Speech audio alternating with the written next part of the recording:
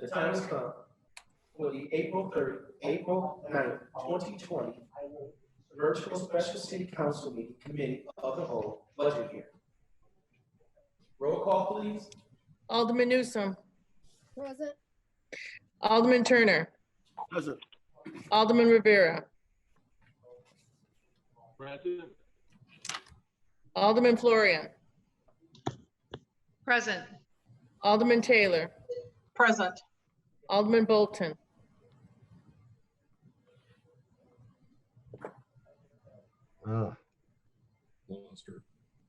Alderman Seager. Present. Alderman Mosio. Present. Alderman Kirkwood. Present. Alderman Bolton. I can see you. Raise your hand. Mayor Cunningham. Present. You have a virtual forum. All right, just so everyone knows, Alderman Bolton is here. We can see her. Unfortunately, we cannot hear. We're going to work through this as we go on, okay? All right. The Committee of the Whole, discussion appropriation ordinance and revenue certification for fiscal year May 1, 2020 through May 30th, 2021. I will start off with some comments regarding our appropriation budget for May 1, 2020 through April 30, 2021. The first 3 pages I will cover, and from pages 4 through 12.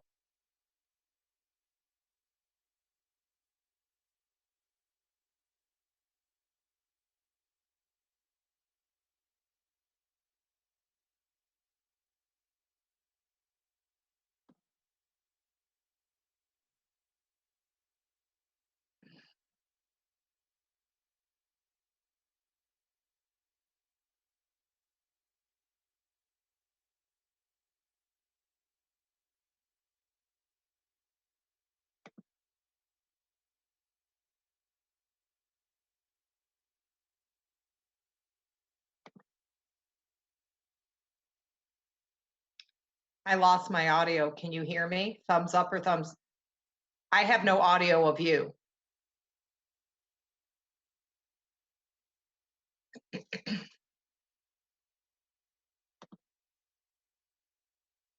Are you seeing my screen now? Thumbs up or are you seeing my screen? Tina, can you hear me now? I can hear you now. Okay, can you see my screen? Yes. Tina, Okay. Can you hear me now? I can. Okay, she can hear me. I can't hear her though. Give me those. All right.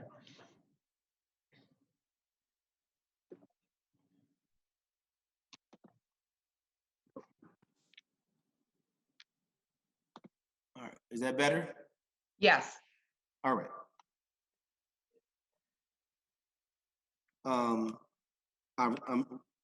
I just finished, Tina, with the mission statement to deliver efficient and effective services that facilitate economic opportunity and enhance quality of life. And I'm going down to the budgetary guiding principles, and they are uphold strict controls on hiring and spending for operations across all city departments. Reinvest in city capital assets for long-term viability and according to the government's best practices. Encourage sustainable economic growth through stakeholder involvement and measurable actions. Simply what that means for me, and I trust all of us either agree or have something to add to that. What do I mean by uphold strict controls? And as you all know, over the last 3 years, matter of fact, it's going on four years, our goal has been to keep our expenses at 2% or less. And that's something we have done over the last 4 years, trying to hold down on expenses. At the same time, continue to reinvest in our assets. What are our assets? Our roads, our sidewalks, our curbs, the facilities that we own. Also to give our employees the necessary tools that they need in order to operate and provide the level of services to the community, to the citizens of our community. Last but not least, encourage sustainable growth through stakeholder. Basically, just identify who we are and what we are. We are a service organization that is looking to provide the services to taxpaying citizens, small business, and other business partners. And what we do not provide, we partner with others in order to give the services that is expected of all of our citizens. The mayor's transmittal letter. As you all know, and have probably have seen, this budget includes $186 million proposed budget for May 1 through April 30th. Part of keeping our expenses low is not increasing in our head count. Again, holding the line on our expenses and making cuts where necessary, if necessary. As you can see, we trimmed the general fund budget request by $6 million. What do we mean by that? That means that there was request of $6 million over what has been presented to you now. Why did we do that? We did that because, one, we can't afford it. We would love for these ideas that was presented not only by department heads for their departments, in order to provide the level of service that they think is needed from all of their staff members. That's what the cost was. But we understood that that was not possible now, and more so in considering what we have in front of us today. So I'm extremely proud of those department heads who would like to see things be more efficient and effective, but at the same time understand that we can still provide a level of service that meets those expectations of our residents, small businesses, and other business partners. But with the number of dollars that we have in front of us. Focusing on continuing roadway and water system improvements, and let's be clear, we will and will continue to reinvest in this community. It is needed. It is the most requests we get from all citizens throughout the entire city of Waukegan. And for those who come to visit us, when are we going to make time to invest in our streets and our sidewalks? Each and every last one of you aldermen receive more requests about a street in your ward than just about anything that we have. Our water system, one of the biggest commodities that we have and that we're looking to expand, but we must invest in that water plant, which is over 100 years old. And we're going to do that. I'm committed to that. I trust that all of you are. And I'm here to tell you, the residents want this to happen. I will continue to work with you, the legislators, and our leadership team to move past the financial situation that's going to be before us in the near future. But as we said today, we must continue to move the city forward. And I trust that all of you are looking to move the appropriations tonight with the understanding that we will be back in front of you roughly August and September with a financial plan that will move us beyond this COVID-19 situation. As all of you know, these are unique and unprecedented times. And there's nothing that we can do at this point. But I can assure you that working with all of you, our residents, and our small businesses, we have upheld that word of Waukegan tough. Thank you very much. And at this time, I will turn this hearing over to Finance Director, Ms. Tina Smirgelski. Tina. All right, thank you. Clerk Kelly, can you see my slides? Can you give me a thumbs up? Okay, thank you. I can't see all of the aldermen, and I'm having a little bit of an audio, so I will be glad to take questions at the end of the presentation. I don't want you to think that I'm ignoring you if you have your hands up. I can only see, well, you can see what I can see. So I can only see four screens. So the city of Waukegan follows the Governmental Accounting Standard Board pronouncements, and we use fund accounting. This allows for financial activity to be recorded into distinct groupings for more accurate and transparent financial reporting. So as you can see, our appropriation is following this GASB pronouncement and is in several different fund types. The total revenues for this appropriation are 185.2 million, expenditures 185.7 million, and I'll cover each fund type briefly. Total headcount in this proposal is 478.5 full-time equivalents. That's actually down 2.5 FTEs from the prior year. The Beach Ranger program was one of the items that the police department opted to cut to bring their budget in within the 2% cap for general fund spending that the mayor had issued the directive to all the departments. So the Beach Rangers, that's the 2.5% reduction. The only other change we have in FTE is a lab supervisor position in the water plant that's been vacant for the most of the fiscal year has been eliminated. And an IT analyst position, which has been contracted out, is being brought onto staff. Or proposed, I'm sorry, to be brought onto staff. The general fund is our largest fund. This is where the majority of city operations are reflected. It focuses on the near-term inflow and outflow of our spendable resources. It's mostly tax-based, as you can see here, with 83% of the $76.3 million made up from tax revenues. Expenses are mostly wages and benefits. 68 million of the 76.3 are related to personnel wages and benefits. The general fund budget, as it was crafted pre-COVID-19, obviously, was a balanced general fund budget. And this is one of the areas that, as Mayor Cunningham had mentioned, we will be coming back to City Council in early August with a financial recovery plan, and these numbers will be changing at that time. The general fund expenses by department, the mayor did issue a directive that they should be held at 2% over the prior year budget. And as you can see here, that was met by all of the departments.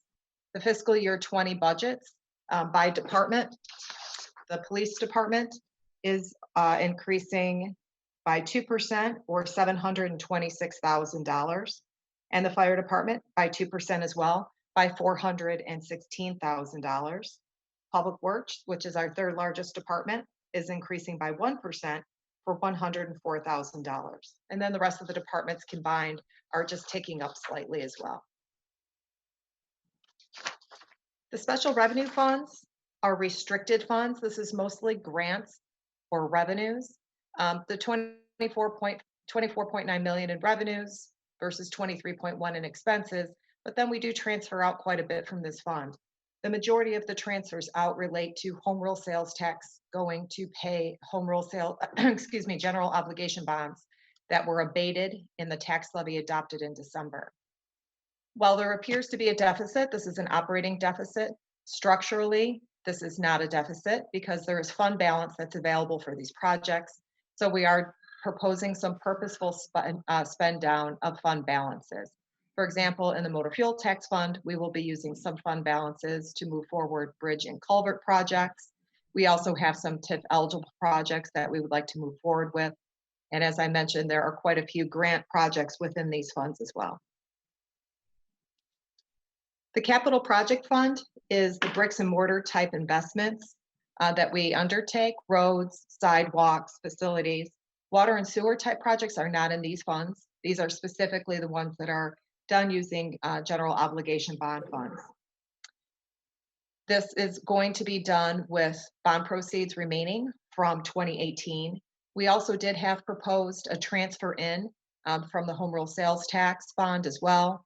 But to highlight what the main projects are, 6.3 million in street rehab projects, $800,000 to start the Washington Street project, $2.4 million in facility improvements, specifically the police department, Public Works Fuel Island, and some security improvements at City Hall. And then we also have $3.9 million in the fund for cemetery improvements, sidewalks, traffic signals, and alleys. The debt service funds is where we account for the repayment of our general obligation bonds. It's $15.8 million next year for principal, interest, and banking fees. Property taxes make up the bulk of the resources to make these repayments, $12.4 million. That was included in the property tax levy in December that was reviewed by the council. $3.2 million in home rule sales taxes that will be transferred in from special revenue funds, and then $212,000 in special assessments. The enterprise funds are those that are business enterprises. We have our water and sewer fund, and then we also have our motor vehicle parking fund. This year, we're proposing that we split the water and sewer fund into two separate funds, one for operations and a new one for capital. This will simply be taking funds that we already have available and transferring that over. We were looking to refinance a water and sewer bond in the fall. That is when the call provision, the municipal bond market is a little unstable right now, so that's something that we will monitor. We will refinance that if lower interest rates are something that we are able to do. We also had contemplated a new money water and sewer bond to continue water plant improvements and continuing to upgrade our delivery system so we can expand our water sales to additional wholesale customers. Any bond issue would require additional approval by City Council, so simply approving this appropriation does not approve issuing bonds. Our motor vehicle parking fund covers our paid lots and garage as well as meters. And one of the projects that we had proposed in this budget would be a replacement of all of our point of sale systems. That includes the meters in the park and downtown parking, as well as all the points of payment at our paid lots, such as the train station and the garage. And then we also have internal service and fiduciary funds. The internal service funds are those where we centralize the payments of insurances for the employees' health, dental, life. It's also where we centralize all of the transactions for work comp, general liability, and property claims, and then also our IT services. So our risk management, which is work comp and general liability for the most part, will be about $4.2 million. That gets allocated back to the departments that support those claims on a monthly basis. The employee insurance benefits is $8.8 million, and that is again our health, dental, life programs for our employees. And then finally, our IT services, which includes some personnel, is $2.6 million. Our police and fire pension funds are also subject to appropriation, although they are not under City Council control. They are managed by independent boards. Next year, there will be a $15.7 million contribution required. This is made up of property taxes as well as gaming taxes. We anticipate $2.6 million in employee contributions to be made as well. Obviously, our projections for investment returns for those funds is something that we'll also have to review in the next few months when we work on our plan to bring back to City Council in the summer. But we do anticipate $15.1 million to be paid out in pension benefits to retirees and surviving spouses. Finally, the rainy day fund is also subject to appropriation. We do have requests from the fire department and planning department to use a permanent transfer of the rainy day fund to match some of their grants. I will stop sharing my screen now.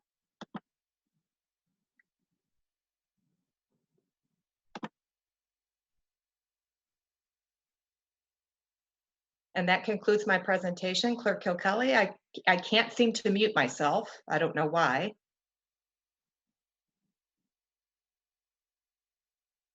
Is she muted? One, I have a question for you, Tina. Let's be clear, as I know there was some comments that came in as it relates to the negative $583,000. Can you be more specific? As that's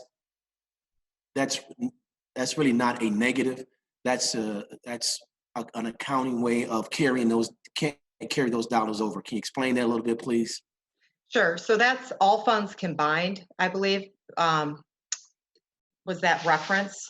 Yes. So the general fund, each fund within itself is a balancing set of accounts. So what is appropriated is essentially an income statement. It's your inflows of revenues during the year and expenses going out. We do not appropriate things like fund balance. So for example, in the capital funds, let me open that up. In the capital funds, the revenues we have scheduled for coming in fiscal year 21 are $300,000. That's interest income. Expenses will be $13.4 million. So when you net those two, it appears to be an operating deficit of $13.1 million. However, we do know that we have $13 million in cash and bond proceeds sitting in the bank. So that's, I think, sometimes where there's a bit of a disconnect. We appropriate inflows and outflows, but not the fund balance itself. Okay. My other question is, can you speak a little bit to the Alderman as relates to this pension fund potential issues with the potential issues with our pension fund, and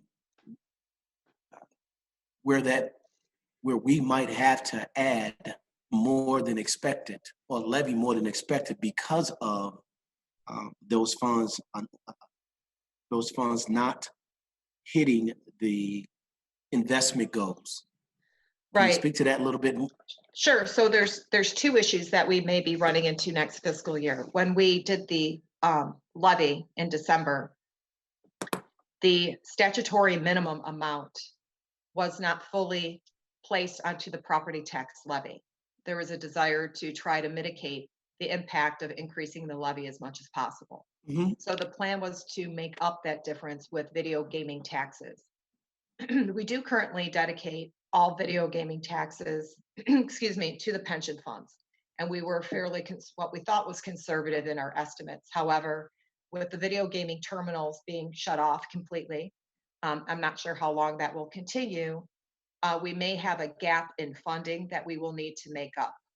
So between the amount that we dedicated in the levy and what we thought would be coming in with gaming taxes might not be sufficient to meet that statutory minimum. So that will be a current issue, fiscal year 21 cash flow issue. In addition, there's three components that make up pension funding for the Waukegan Police and Waukegan Fire Funds. There are employee contributions, which are a percentage of their base salary plus longevity, and that's fixed by state statute. There's the investment income returns of the fund itself.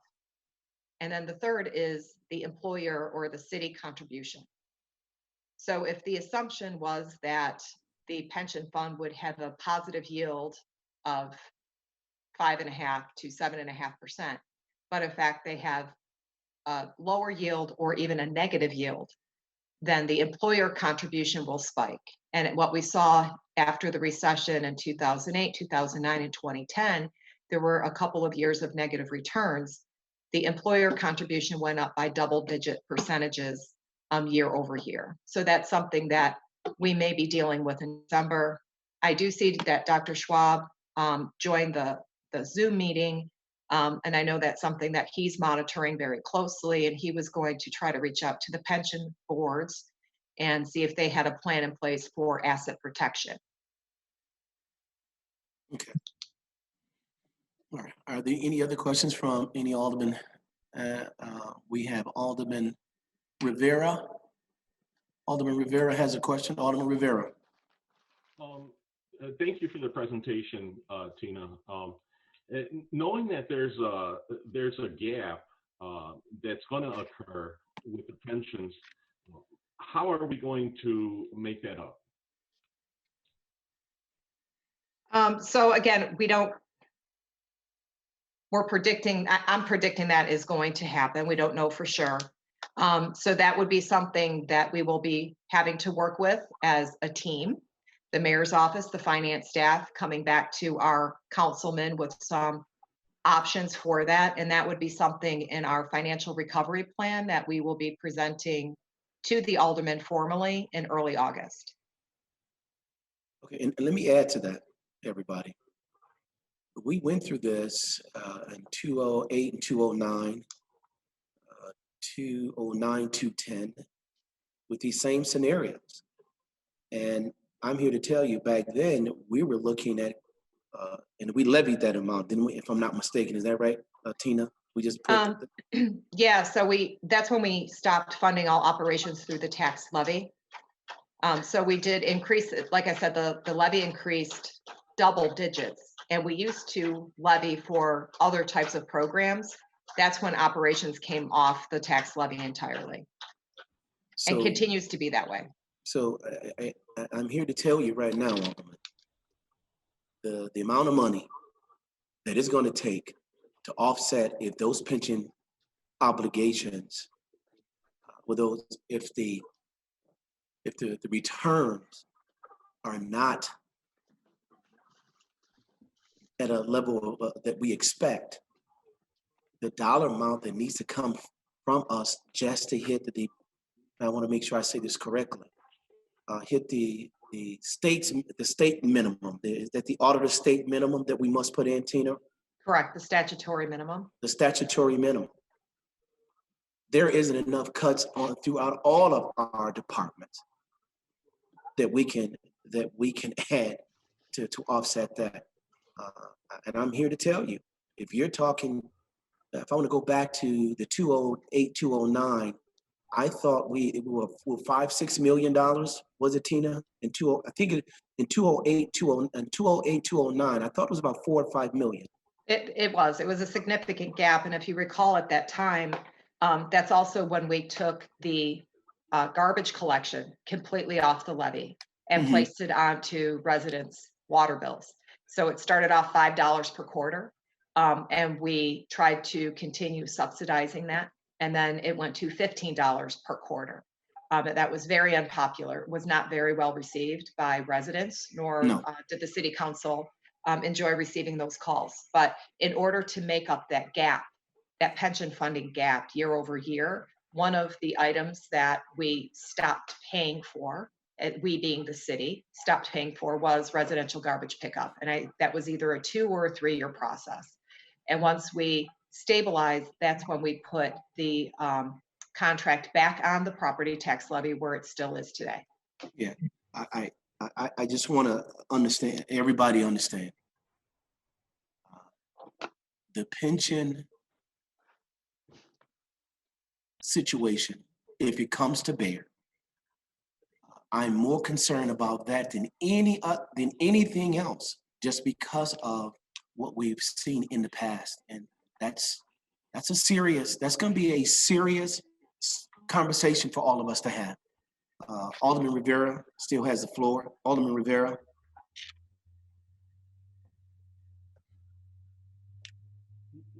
Yeah, thank you, Mayor Cunningham. Well, knowing that this is a serious concern, and understanding that our the current appropriation doesn't reflect what the probability of our income is going to be, considering that, we're going to be 2 or 3 months without receiving. I think we lost Alderman Rivera. I'm going to finish up, but it sounds like he says the current appropriation does not reflect. Well, the current appropriation reflects what prior to, that's what we said, pre-coronavirus. That's why we're going to go back in August and September and make the adjustment. And then we'll have a much better understanding where we stand. So, and that's just where we're at right now. We've already mentioned and said, Alderman Mosier will be next. We said this already. We're going to take a look at this in August, September, so we'll have a better assessment of where we stand today. Well, when I say today, at that time, August and September. Okay. Alderman Rivera, then Alderman Mosier. Yeah, just a question. Can we, because I know I had asked Tina about this and she was going to check with Bob. Is there any way that we can push this forward 90 days and giving us a little bit more time to get a realistic view of what's happening? Well, Alderman, well, that sounds great. We need to move to just passing this and come back in August. And so we'll have a full understanding of where we're at. That's where we're at right now, sir. I mean, you can hold off to 110 days. We need to see in August and September where we stand so we can make the best decision.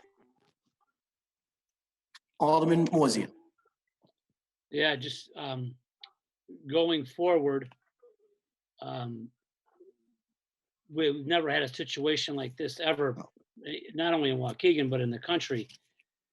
We are going to have to be open to and creative to any revenue stream that comes our way, no matter what it is, because we have so much loss of revenue, not only by us, but by our businesses in town, that we are really going to have to be creative and open to as many revenue streams as we can to try to hold the ship from sinking.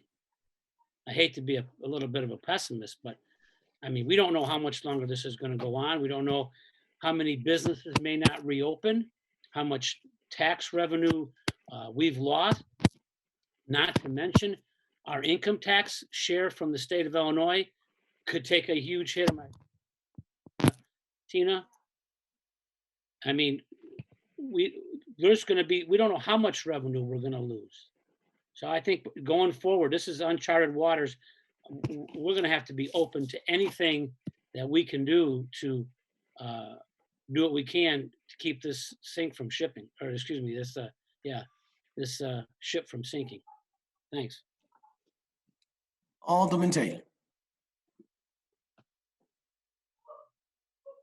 If we take the food and beverage tax off the table, like was put in the paper yesterday, that's $982,000. So where do we make that up? Like, are there thoughts of where that money would come from then? Are we just going to wait and see and hope we make it up in other ways? Why I don't really want to increase the food and beverage tax right now, I just see it on the budget as that's what the difference between last year and this year would be, and how are we filling that gap? So that's one. Go ahead. Okay. No. And again, these are all great questions and all great concerns. That's why I don't want to polka dot our responses until we have a full assessment of where we're going to be at in August, September. And that is, in August, September is being gracious. That's if we get back to our way of living come May and June. If this thing proceeds on, if it proceeds on, then we just have to push back that assessment time. That's all. I mean, excellent question. I'm looking at this, the only bonds we're taking out. I know last year you had talked about taking out about another $88 million in bonds. It looks like we're only going to do one bond for $16 million for the water. Is that correct? Yeah, I mean that's something we're proposing. We certainly want to continue to invest in that water plant and in the water structure of our community. As I've said in the past, and most of you have agreed with me, that selling our water to other communities out west where we have the capacity to do that and improving the facility is part of that. So as we speak today, that's the only thing on the table, but it certainly doesn't mean that we're going to forget about continuing to invest in our infrastructure. As we all know what that number was when it was presented to us about 3 years ago, 554 million. But for this particular budget, it only has that bond. And if I'm not mistaken, Tina helped me out,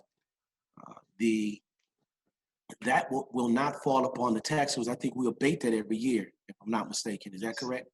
Well, this would be a water sewer revenue bond. Okay, And the water sewer rates are set by city code of ordinances already. They already have an escalator built in. Mhm. So that these bonds, unless, there's an impact with the COVID-19 on our water collections as well, our current water revenues as they're structured, the rates should be able to support this bond.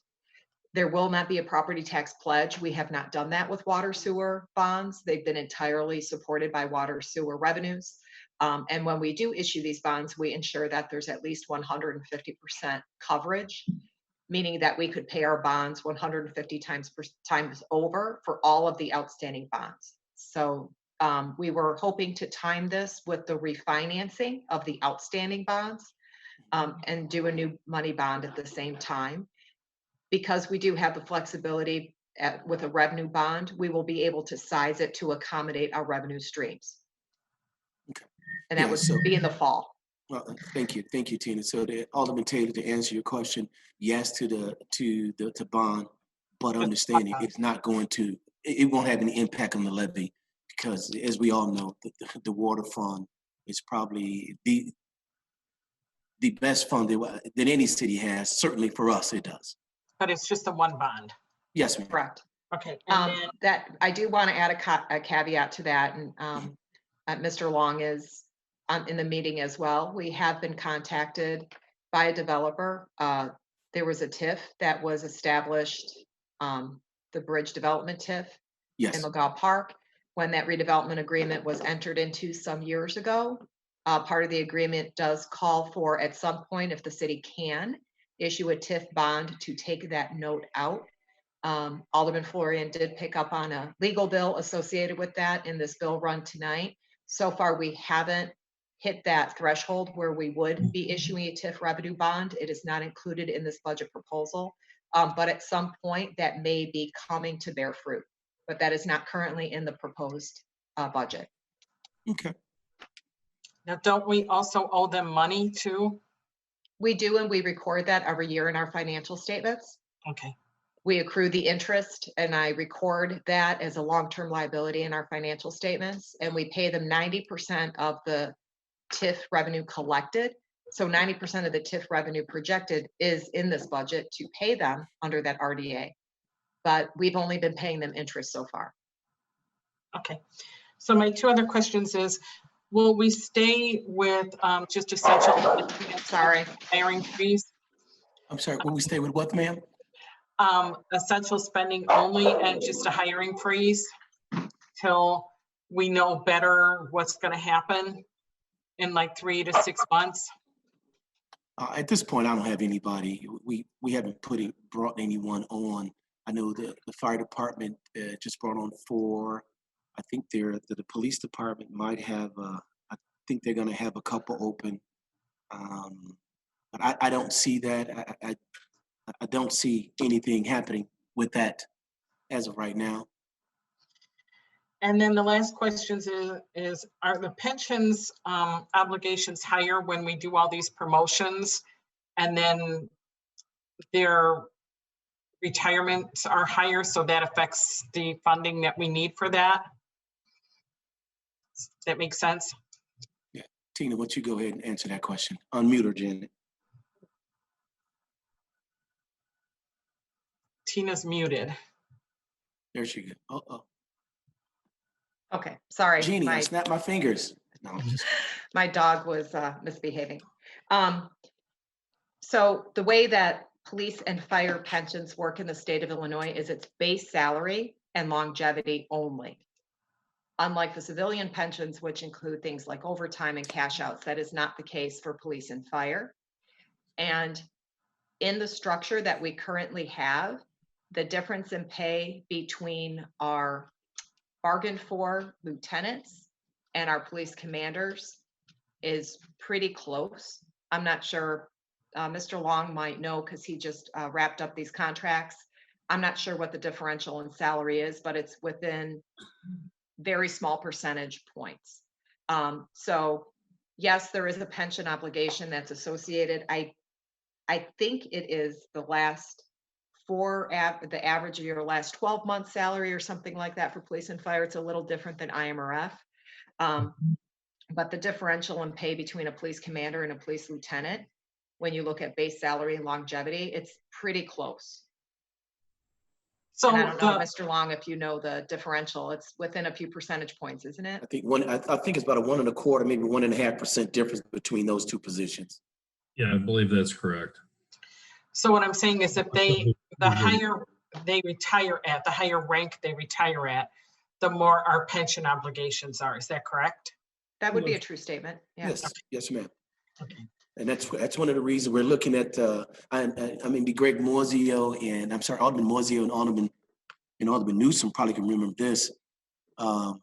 Even in our fire department, we had eliminated fire captains, and battalion chief was the only one that we had then, but in some odd reason, the captains came back.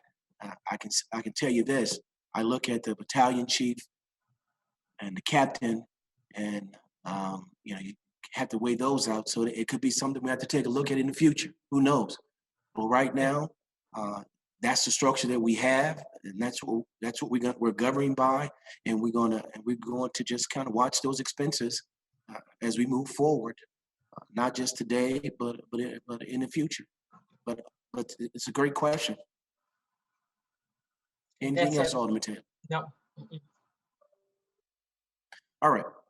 With that being, are there any Alderman Florian and Alderman Turner? Alderman Florian. Oh, 1 second, Alderman Florian. There you go, Alderman Florian. Hello. I just wanted to clarify, Alderman Taylor asked about the expenses as well as the hiring freeze. We're under an emergency order. We're only. Ma'am, right now, let me be clear let me be clear on all of it. We have a head count. That's what we have right today. That head count will not go up. As far as bodies in these positions, we are budgeted for those bodies. If we need them, we will. I can tell you probably within the next 2 or 3 months, I don't anticipate anyone coming in because one, we just don't have the time to do the hire. I'm sorry, we do not have the time really to do to go out to do the interview and things like that. Until we get beyond this point today, there's not going to be anything that we can do.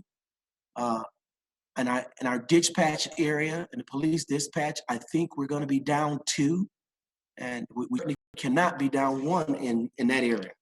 But if we need to bring someone in, it'll probably be someone who has current experience, who needs to be there. Because if what happens in that position, if you're down 1, then you're doing overtime.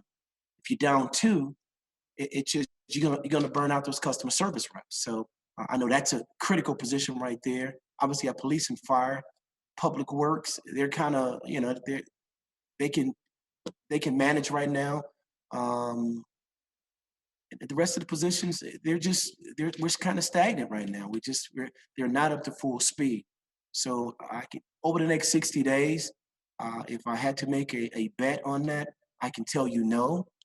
Beyond those 60 days, we have to take a look at what our personnel is like. But I can assure you this, we're not going over the head count that we have now. And that's been a commitment of mine from day 1 to current. Alderman Turner. Okay, I was actually asking about the spending, not the hiring. Oh, okay.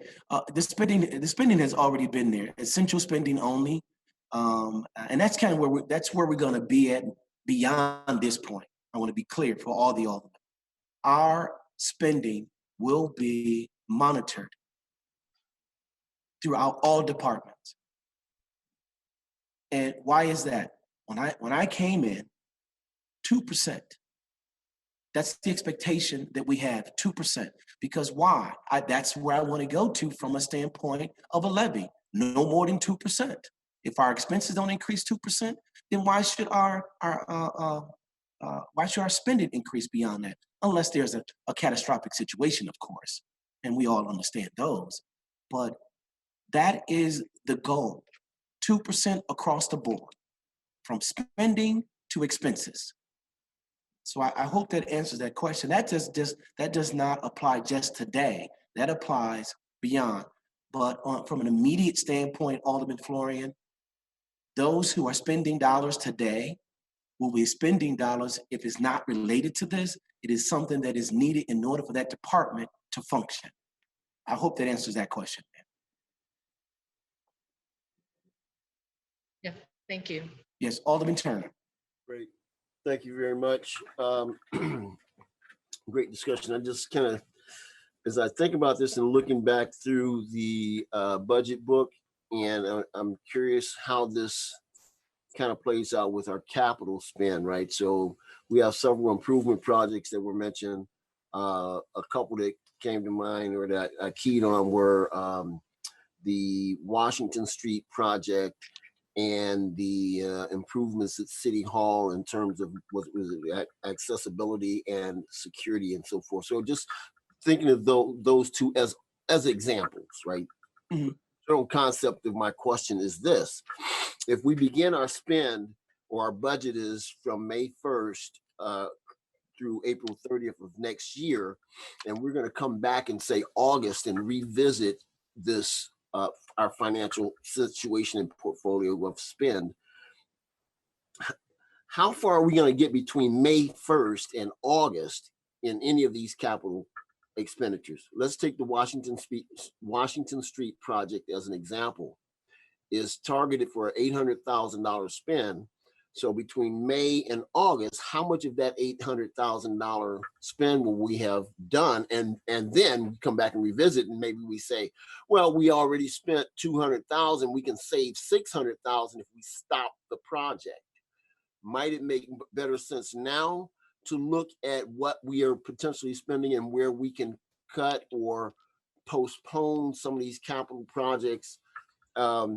City Hall accessibility and security, we've been living with, however it's operating now for many years. I don't know, is that a high priority, or is that something that we could put in and put off to a later date, right, beyond August or something? Does that make sense? Does my question make sense? Yes, it Yeah. does. Do you want me to take that? Tina, you might go some details, but let me say this to you, Okay. Alderman. One, capital projects are bond money. So we have to spend the bond money. They have to be spent.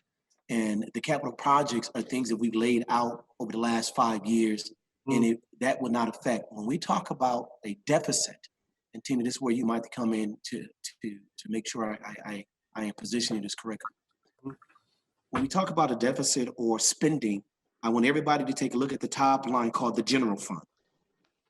That's where those are the two things that we must watch all the time. And when Tina's watching, I shouldn't say Tina, when we are watching the senior leadership team, we're watching the spending, we're looking at the general fund. Those capital projects are projects that has already been funded through the bond. Right. And those bonds need to be spent, and they've been allocated, it's there. So, and I think, Tina, that's the kind of the short version. You want to give your version? Sure. So the mayor's correct. The capital funds, those are the 300, the fund 300s. Yes. Those right now are the majority of the resources for those are bond proceeds. When we issue bonds, we issued those general obligation bonds in 2018. They're issued on a tax exempt basis, meaning that the people that purchase those bonds don't have to pay federal income tax on the interest that they receive from us. Yes. Because of that, those bond proceeds are subject to a couple of things under IRS code. Number one, they have to be spent on capital and capital-like projects. They can't be used for day-to-day. They can't replace or supplant your operating funds. So we can't take that money legally. We can't take that money and pay police officer salaries with it.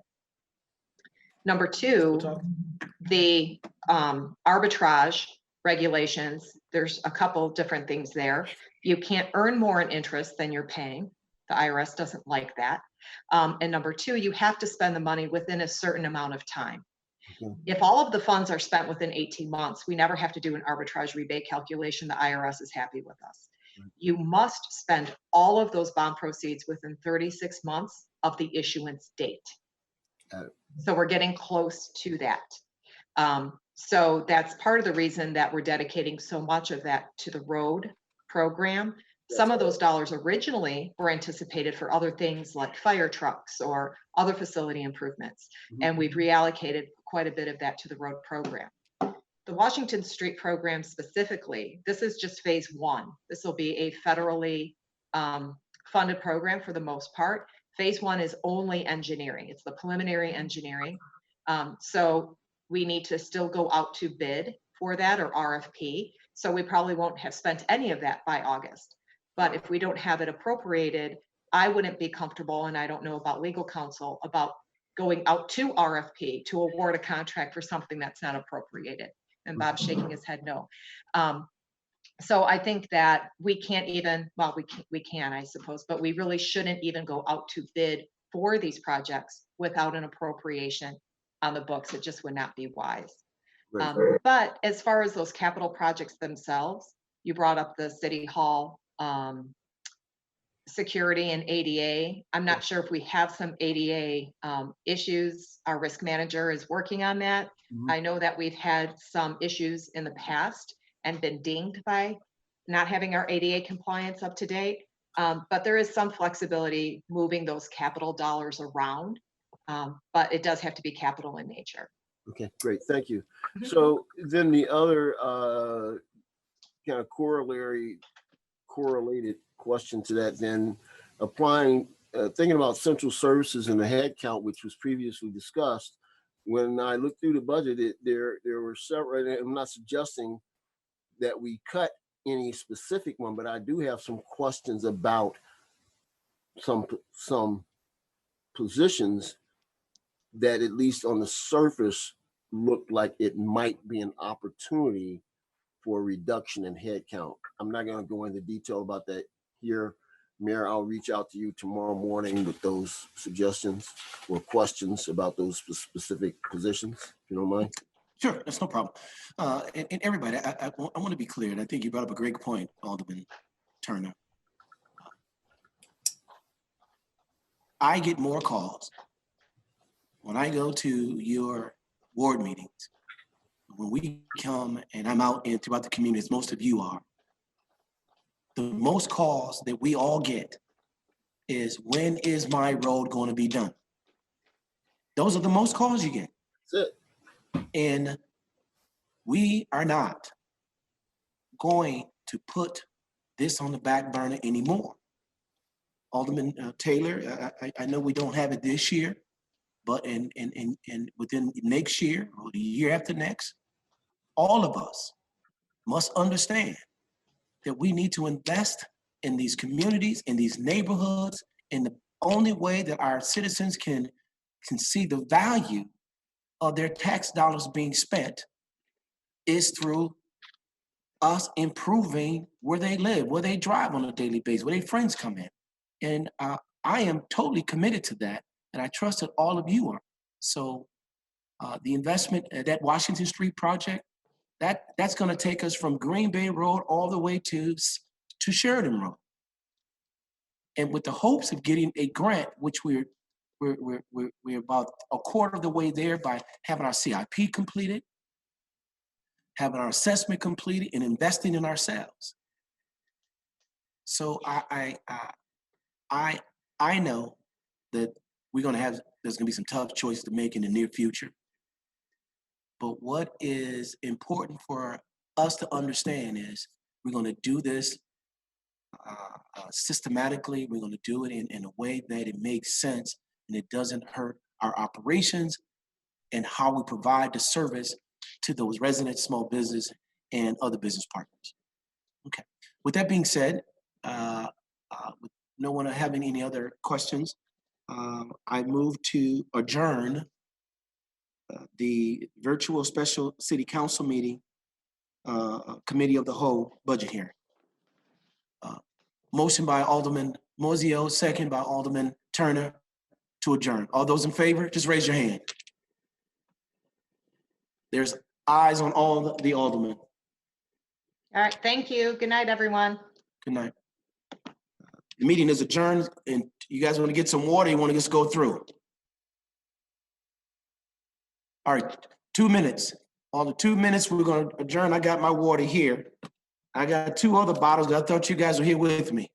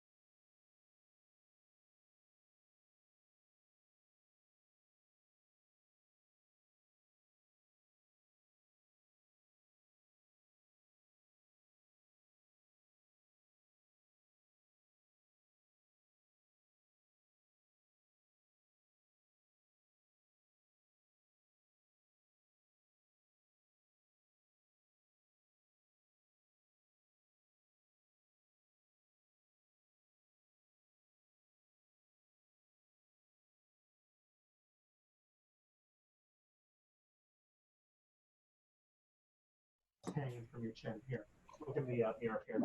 Everyone's unmuted. Here, it's right here. Here, you see it on your chin? No, it's still. I'm sorry. Everyone, the time has come for the Thursday, April 9th, 2020 virtual regular council meeting. Roll call, please. Alderman Newsome. Present. Alderman Turner. Present. Alderman Rivera. Present. Alderman Florian. Present. Alderman Taylor. Present. Alderman Bolton.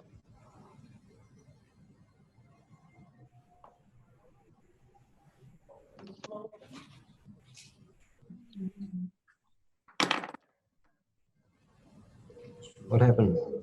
I'll get her on there. You check in? No, they haven't called my name. Alderman Seager. Present. Alderman Bozio. Present. Alderman Kirkwood. Present. Mayor Cunningham. Present. Waiting for Bolton. Hold on a second. I'm texting her now. Are you present? Please say yes or.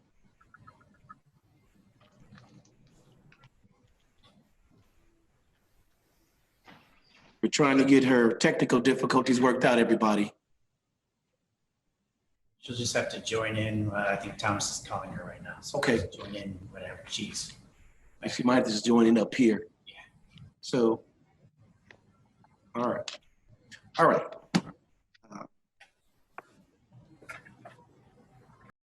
Invocation. Normally we would do invocation. She was going to do that too. Oh, Alderman. See if Alderman. Alderman Bolton was scheduled to do the invocation. Alderman Newsome, would you mind leading us in an invocation, please? I don't have a problem. Thank you, ma'am. Great, thank you. Father, we just thank you for this day. We thank you for allowing us to still be here in the land of the living. I ask, Father God, that you would cover all of us, Father God, in this community and in this world during this unprecedented time that we're living in, a time that we've never seen before, and I pray that we never see again. I ask that you would give us wisdom, knowledge, and understanding in doing what is best for our community as we take it forward. These things I ask in your name, in Jesus' name, amen. Amen. Amen. Please all stand for the pledge. I will lead us in the pledge. Pledging. I pledge allegiance to the flag of the United States of America, to the republic for which it stands, one nation, under God, indivisible, with liberty and justice for all. Thank you.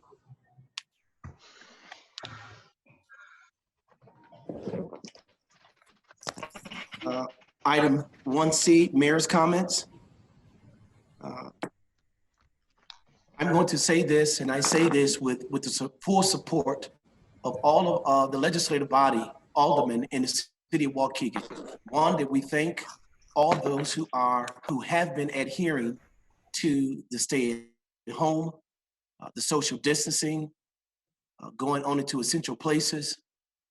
We do appreciate what what you're doing, but we caution those who are not.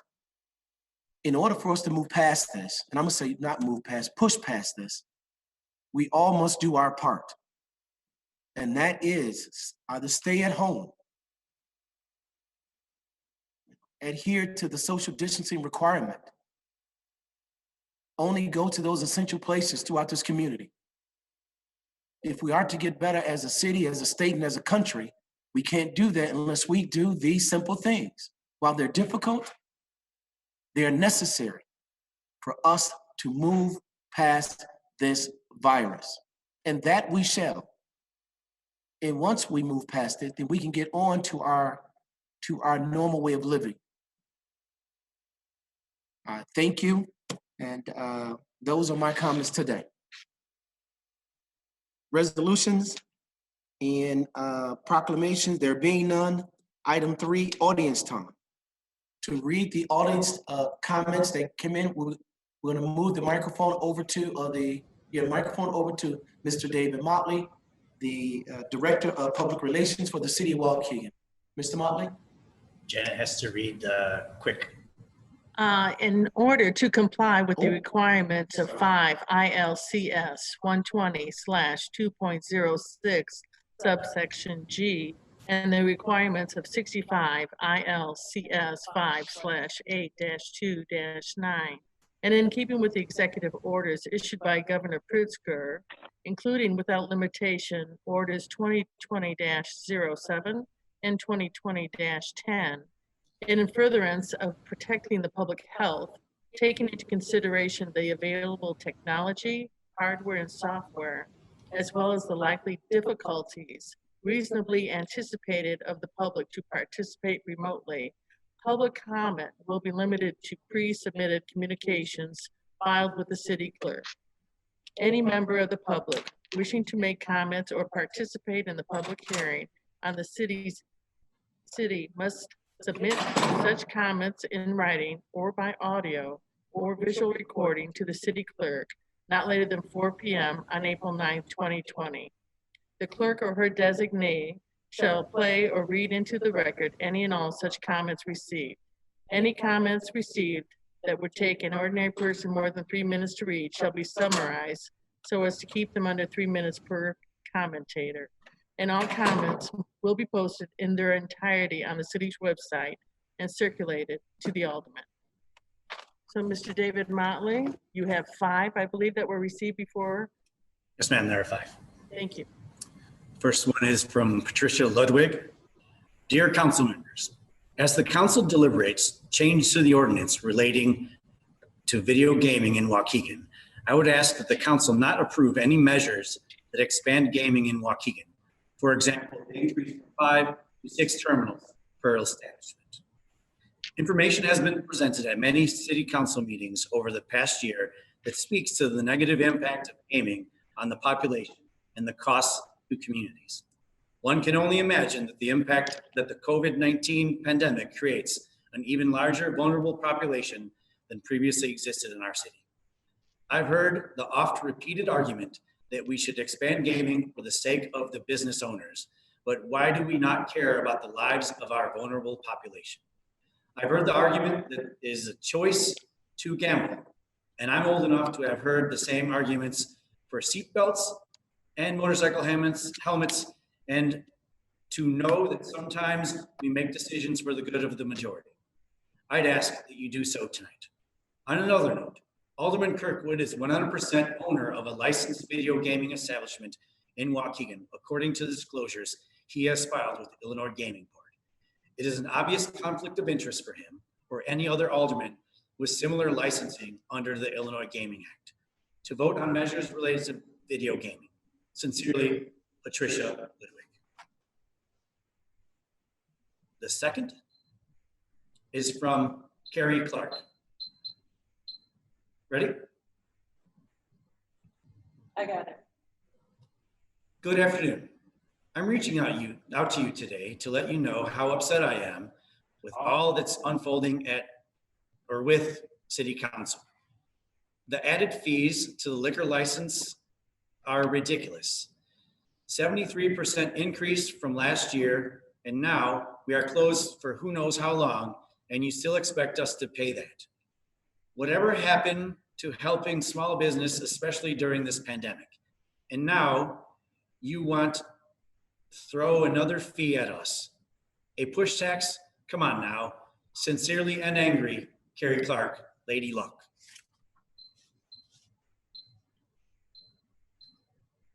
The third is from Simon Richards.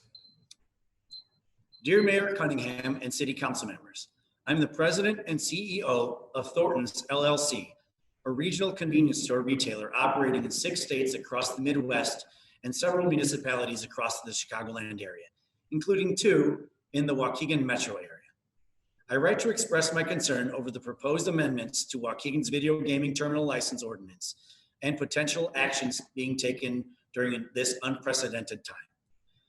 I have many concerns regarding the passing legislation during a global crisis by way of video conferencing when it's not possible for the voices of license holders to be adequately heard and for the issues to be thoroughly debated.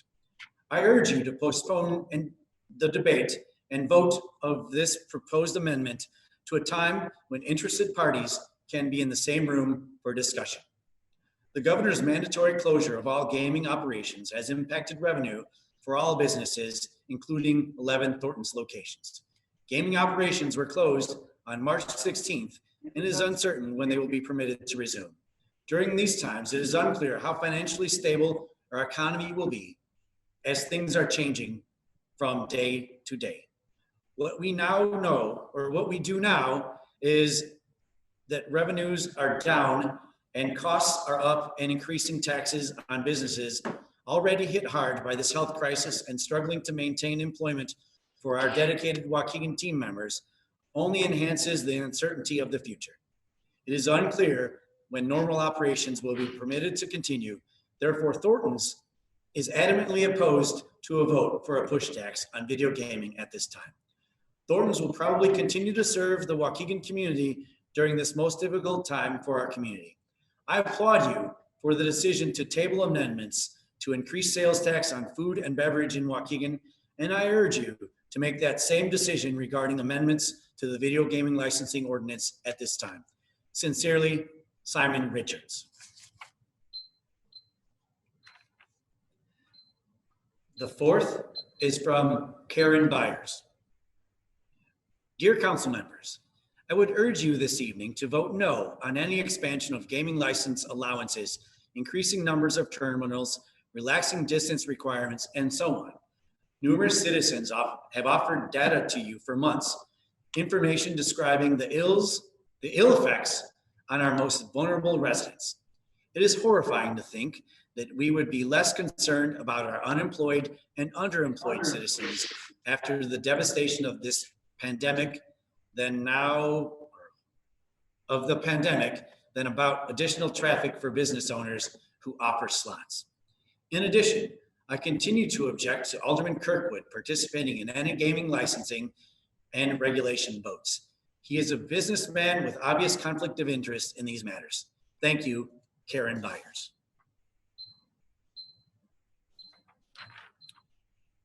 And the fifth is from Deborah Hansen. Can you explain why, in an effort to drive revenue for the city of Waukegan, you are okay with the result being a loss in business, a loss of jobs for residents, and the loss of property owners' rent revenues? Deborah Hansen. And that concludes public comment. Okay. Before we move on, I don't know if we need to seat her. Is that the technical thing we need to do, Bob? Is seat Alderman Bolton? She was here, but we just couldn't hear her. So Alderman Bolton, Janet, can you call her name as present or absent? Alderman Bolton. Yes. Are you present, ma'am? Present. Okay. All right. Bob, is that okay? Parliamentary was? Okay. All right. So Alderman Bolton has been participating in the meeting, everyone. I always want to hear her votes and get it counted for the record. All right. Item 4, consent agenda. There's a motion by Alderman Newsom, second by Alderman Mozio, to approve items 4A through M. Are there any questions to the motion? Alderman Newsom. Unmute Alderman Newsom. Yes, Okay, go ahead. I would like to take out, I have questions regarding E and F. Okay. There's a motion on the floor, a motion for consent agenda items 4A through D and 4G through M. Florian. Alderman Florian. Can we take out J also, please? Okay. Motion for consent agendas items 4A through D items G through I, and items K through M.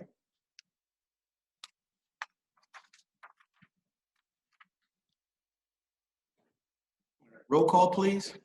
We have to read them. Oh, that's right. I'm sorry, folks. I can do this. 4A, motion to adopt an order providing remote attendance of city council members. Items 4B, motion to adopt an order extending mayoral declaration of emergency related to coronavirus. Item C, motion to adopt resolution ratifying mayoral emergency order 2020-01 through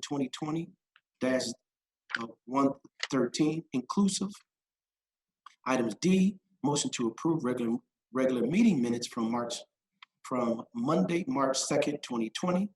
Items G, approve PBLC holiday buyback dated March 3rd, 2020, in a total amount of $7,428.93. Item H, motion to approve PBLC buyback dated March 13th, 2020, a total amount of $7,428.93. Item I, motion to approve final payout, name listed on the agenda, dated March 13th, 2020, in the total amount of $4,149.90. Item K, motion to approve payroll dated March 27, 2020, in a total amount of $1,568,474.34. Item L, motion to approve PBLC holiday buyback dated March 27, 2020, in a total amount of $8,495.22. Item M, motion to approve local 150 safety shoes total allowance payroll dated March 27, 2020, in a total amount of $23,490. Any other questions today? Roll call, please. Alderman Newsome. Aye. Alderman Turner. Aye. Alderman Rivera. Aye. Alderman Florian. Aye. Alderman Taylor. Aye. Alderman Bolton. Aye. Alderman Seager. Aye. Alderman Mozio. Aye. Alderman Kirkwood. Aye. Motion's passed and carried.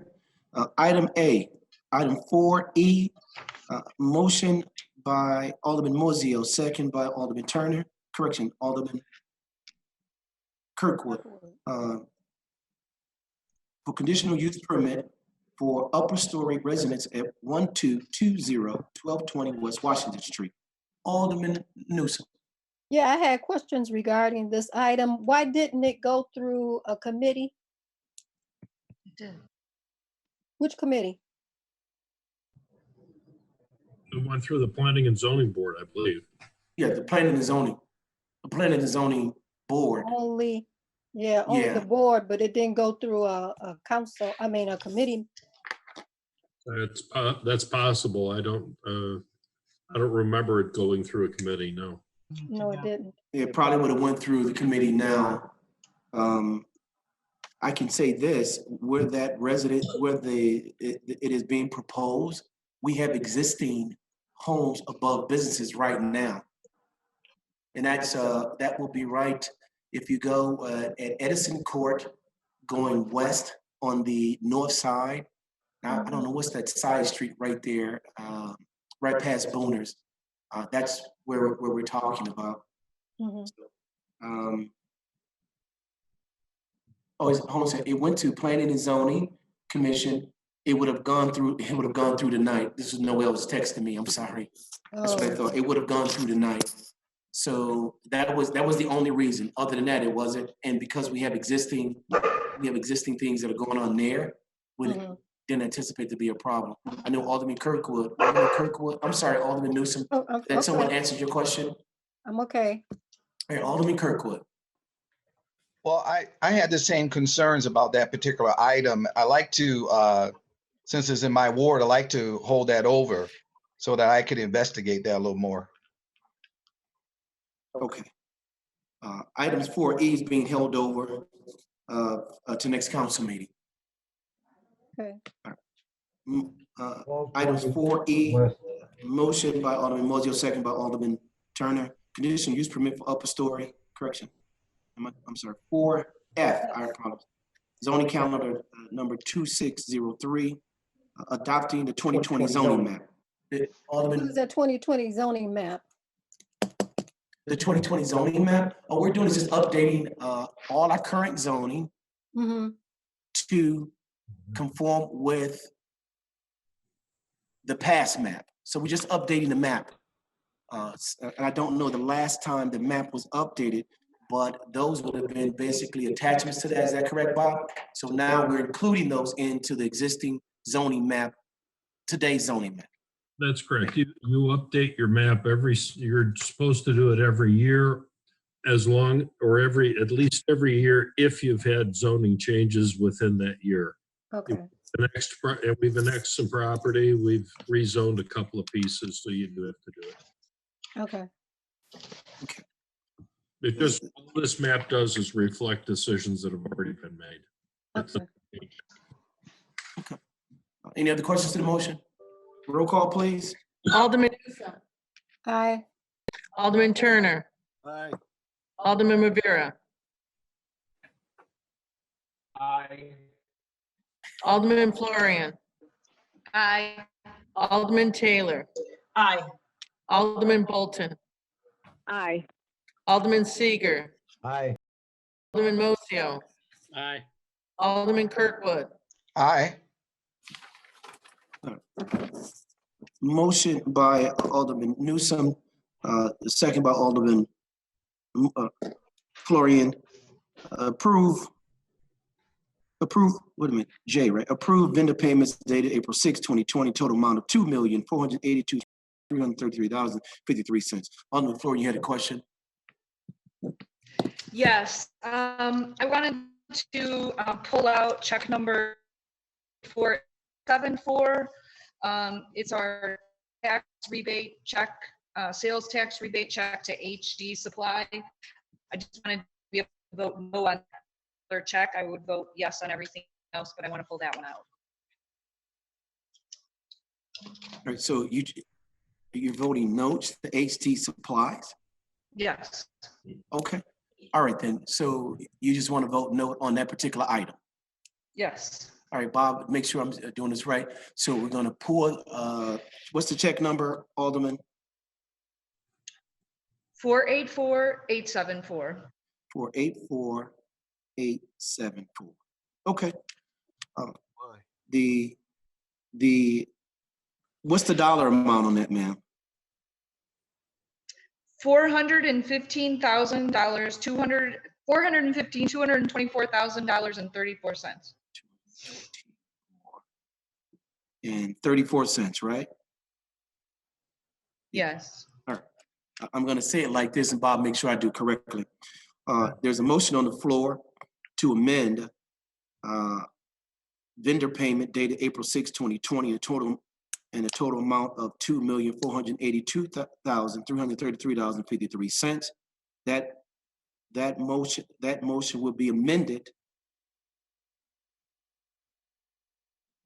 to subtract $415,224.34, because I don't have the total dollar amount. Is that all right to do, Bob? Yeah, that's fine. I see Alderman Taylor has her hand up there. Alderman Taylor. Can we subtract that out because that's a tax rebate that we've already approved, right? Oh, yeah.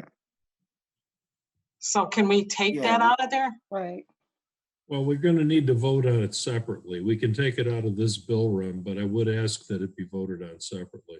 All right, so Alderman Fleury does not want to vote on that, but we're going to take the dollar amount and we're going to come right back, Alderman Taylor, and vote for the dollar amount.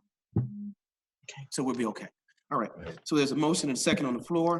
I'm just going to go with all those in favor, say aye. Aye. Aye. Aye. Oh, sorry. I'm being told we got to do a voice vote. All right. Roll call, please. Alderman Newsome. Aye. Alderman Turner. Aye. Alderman Rivera.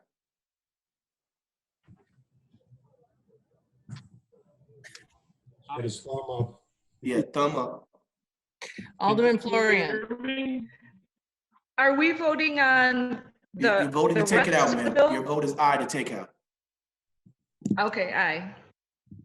Alderman Taylor. Aye. Alderman Bolton. Aye. Alderman Seager, Aye. Alderman Mozio, Aye. Alderman Kirkwood. Aye. Now we're voting on the item J to approve vendor dated April 6, 2020 in the total amount $2,482,333.53 minus the $415,224.34, check number 484874. I just don't have the correct number, so this is the vote to approve the vendor payments. Well, That's what this vote is. Let's take time and make the subtraction. It doesn't take long. I'll give you a number. Go ahead. Roll call, please. But I'll give you. Alderman Newsome, Aye. Alderman Turner, I don't know what that number is. I'm not going to vote on that. Gee, hold on a second there. 242,333.53 minus 415,224.34.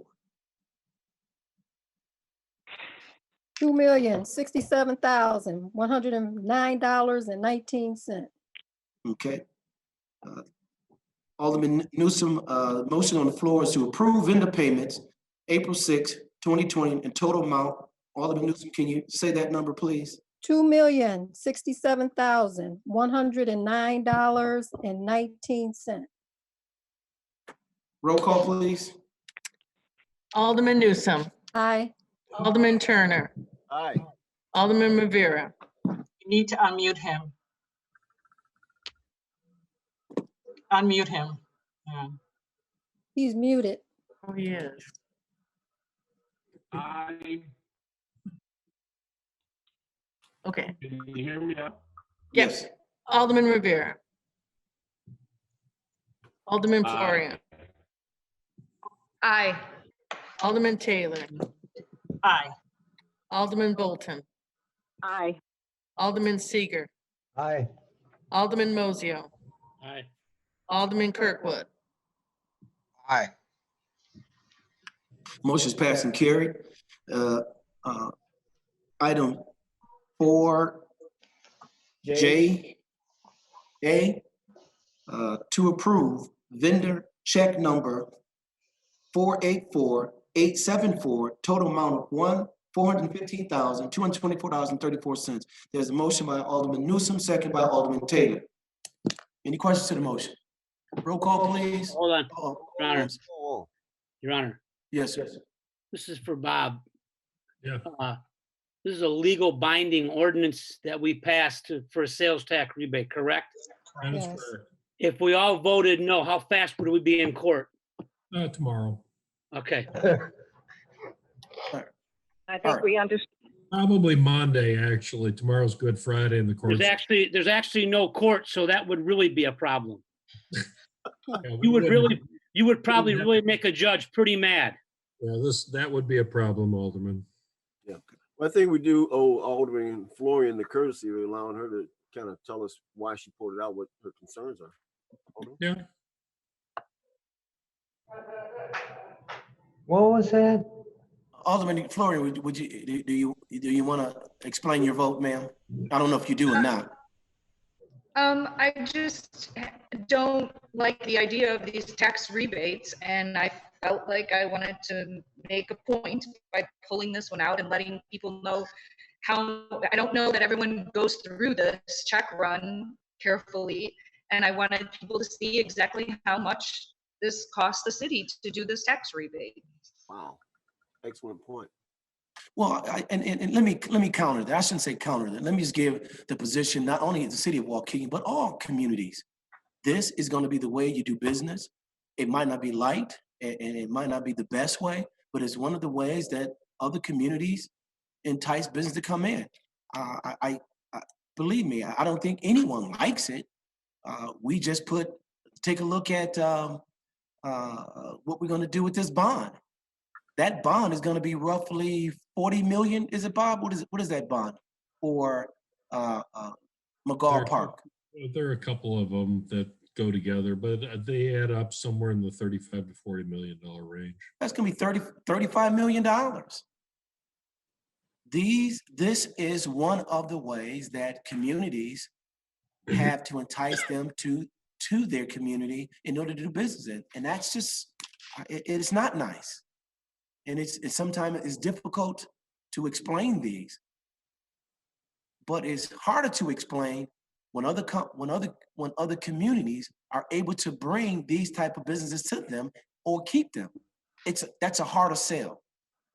And it's much harder on our taxpayers when those businesses are not here. So I truly appreciate it, and I love the fact that you're making a point, and I get it. But I just want to caution you how we're going to be able to bring people to our community. This is one of the ways that we can entice people to come to our community to do business, and hopefully it will bring other business, which that McGraw Park simply it has changed the face of the city of Waukegan on that western part. But I hear you. I hear you loud and clear. Power to the people, Alderman Fleury. Alderman Taylor. Alderman Taylor. I think where Alderman Florian may be having problems on that one is when we voted that increase in, we weren't exactly told because of their confidentiality agreements that we weren't told exactly what amount of rebate they were going to be getting. But ultimately we voted it in, so now we can't not pay that. There's no choice here. It has to be paid. So But in all due respect, Alderman, I think in all of our packages, all that information is disclosed. We might not, I don't know if it was said right here on the floor, but from a disclosure standpoint, it was part of the packages. But in the future, I'll make sure that those things are clear on the floor. It was done as a percentage, but I mean, the ultimate thing is we do these packages, and once we approve them, that's what the bill is. That's what we're doing, and we can't back out of it now. Yeah, I hear you loud and clear. And I believe with HD Supply, what we did was do just an extension till June or July for them. So we have to pay this because it was already, And you'll be getting your opportunity to vote on it again, probably at either at the next meeting in April or sometime in May. Okay. Okay. Thank you for clearing that up, Alderman. Alderman Fleury, did you hear it? This was just an extension of a past agreement. But these agreements, that counties, cities do. Okay, roll call, please. Alderman Newsome. Aye. Alderman Turner. Aye. Alderman Rivera. What's this roll call for? It's just for the Alderman Florian took out HD Supplies dollar amount, so we're just voting on that now. Okay, aye. Alderman Florian. No. Alderman Taylor. Aye. Alderman Bolton. Aye. Alderman Seeger. Aye. Alderman Mozio. Aye. Alderman Kirkwood. Aye. The ayes have it.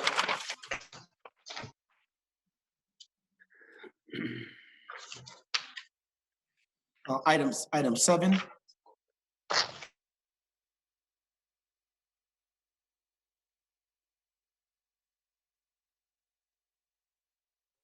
Motion by Alderman Newsome, second by Alderman Mozio. We've had this. Any other questions to the motion? Roll call, please. Mayor, Alderman. I didn't hear you when you were talking. What were you talking about? Item 7? 7A, yes. Oh, okay. Oh. It was motion by Alderman Newsome, second by Alderman Mozio. To approve the appropriations? Yes, ma'am.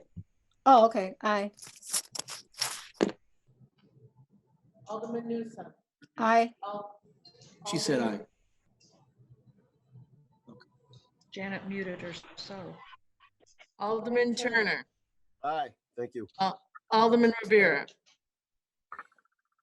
Before I cast, can you hear me? Yes. Go ahead. I can hear you. Before I cast my vote, I just want to say that appropriation for the budget is, it's not accurate. The income is way overstated and there's way too many variables. So, mine is a no vote. Alderman Rivera votes no.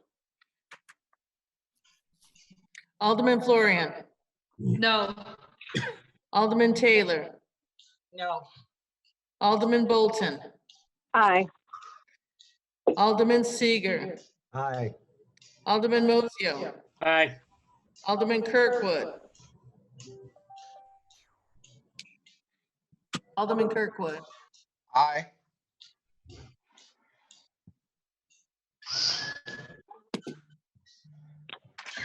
Motion's passed and carried. Item 7B, motion to adopt ordinance amending chapter 3, division number 4 relating to video gaming terminal licensing. Motion by Alderman Mozio, second by Alderman Turner. Any questions to the motion? Yeah, I don't have questions. I just think this bears some level of discussion, if you don't mind, particularly in that I received numerous calls today from bar and restaurant owners, not just in my ward, but throughout the city.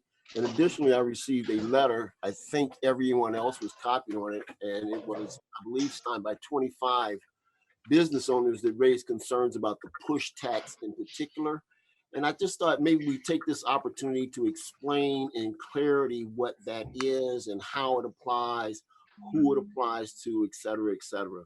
So the questions that, or the understanding that was communicated to me from these individuals and parties, and including the letter, seem to imply their thought is that this is a tax on, excuse me, either the gaming established or the business, the restaurant or bar, or the gaming terminal operator, which is J&J Enterprises for the most part. And so here's the clarity. I seek this too. My understanding is that this push tax is a 1 cent tax for placing a bet. It's not a percentage of the amount of a bet that's placed, one. And two, it is not a tax on the bar or restaurant owner, nor is it a tax on the gaming terminal operator. Rather, it is a tax on the player, the person that is pushing the button. Is that accurate, or am I off base? Bob, you want to go ahead and take that? Sure. One thing, before I get to that, though, I understand that that letter was actually submitted according to them at 3:59. Perhaps we should just read it into the record. But first, let me comment about the answer to Alderman Turner's question. The answer is the tax is on the terminal operator, not on the local establishment. Under the Gaming Act works, the terminal or the cut that is given to the local establishment is fixed by statute, and it's not going to be reduced by this tax, which is on a different entity. But perhaps someone has the letter. I think Thomas might have it. Perhaps David could read it into the record for us.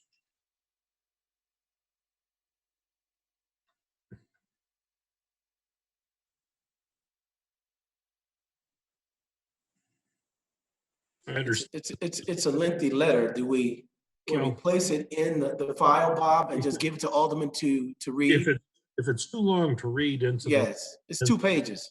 Okay, and the aldermen have all received it anyway, then we should note that it was received in time and it is being made part of the record and taken into consideration. Okay, first of all, Alderman Turner, does that answer your question, sir? It's not my understanding, and I'm glad I asked. So thank you. Okay. All right. Thank you. Thank you, Bob. Alderman Rivera. She's going to unmute you 1 second. There you go, Alderman Rivera. Okay.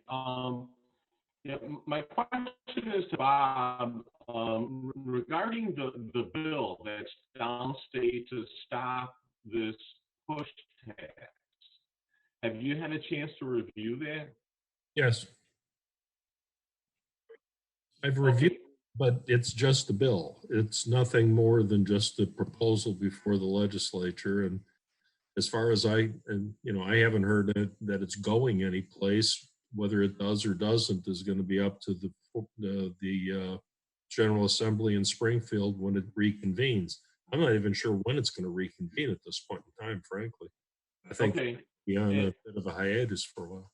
And do we know if any municipalities that currently have this push tax, if they have received any income from this? I don't know. The only one that's had it in for any length of time was Oak Lawn, and I know that it's been in effect. I don't know whether they've received any money off of their tax yet or not, but it's not unusual for taxes to take 2, 3, or 4 months to start collection after they've been adopted, and I think they adopted theirs about 2 months ago. Well, yeah, I believe this was adopted January 1st. And this is Oak Lawn we're talking about. And I believe they tried to collect it on at the end of February or March, and they could not collect it, so now they're looking at how they are.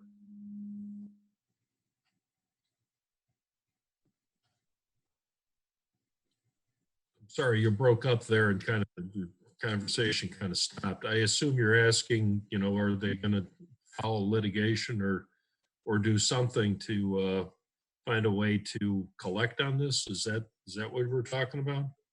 No. What I'm talking about is the probability of us getting into a position where if a bill is passed and this goes, against the push tax, yeah, what our options are at that point. Because my understanding is that the bill that's being introduced wants to limit what the communities and municipalities can tax. Yeah, and maybe I'll take that. And Alderman Mosio, Alderman Mosio, why don't you go ahead with your question? Then Alderman Rivera, I'll come back and answer, I think, one of your concerns. Alderman Mosio. You couldn't hear Alderman Rivera very well. This, according to our ordinance, it would not go into effect until July 1st anyway. A lot of the things we've done tonight may have to be revisited later on.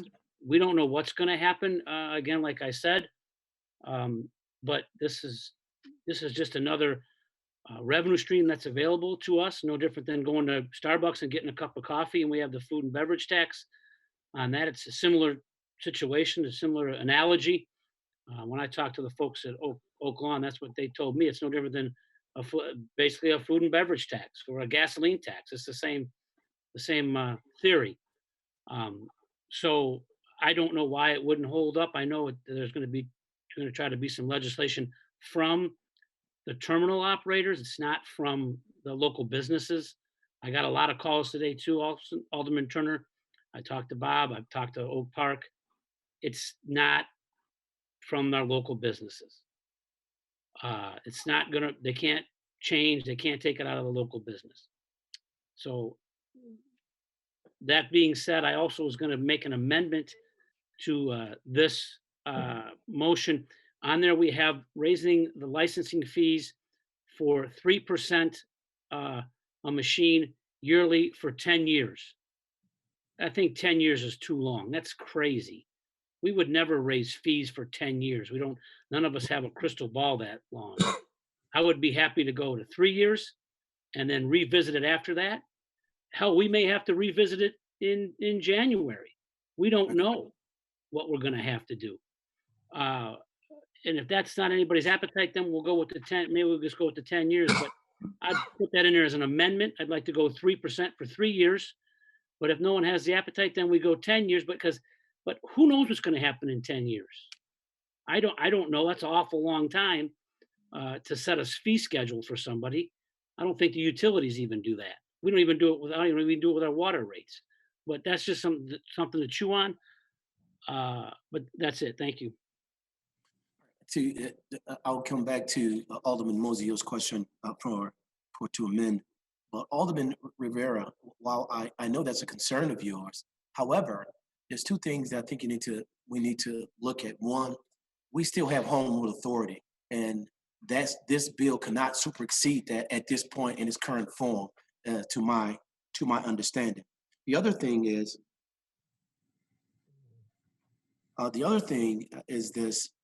is that to Alderman Mozio's point about in 6 or 7 months, I'm sorry, not 6 or 7 months, but within the next 3 or 4 months, particularly that August, September, we do not know what's going to be on the table. So at least we've moved forward with this particular source of revenue, which is not hurting our small businesses or those who are playing. I mean, I personally don't see a downside to it. I understand your concern.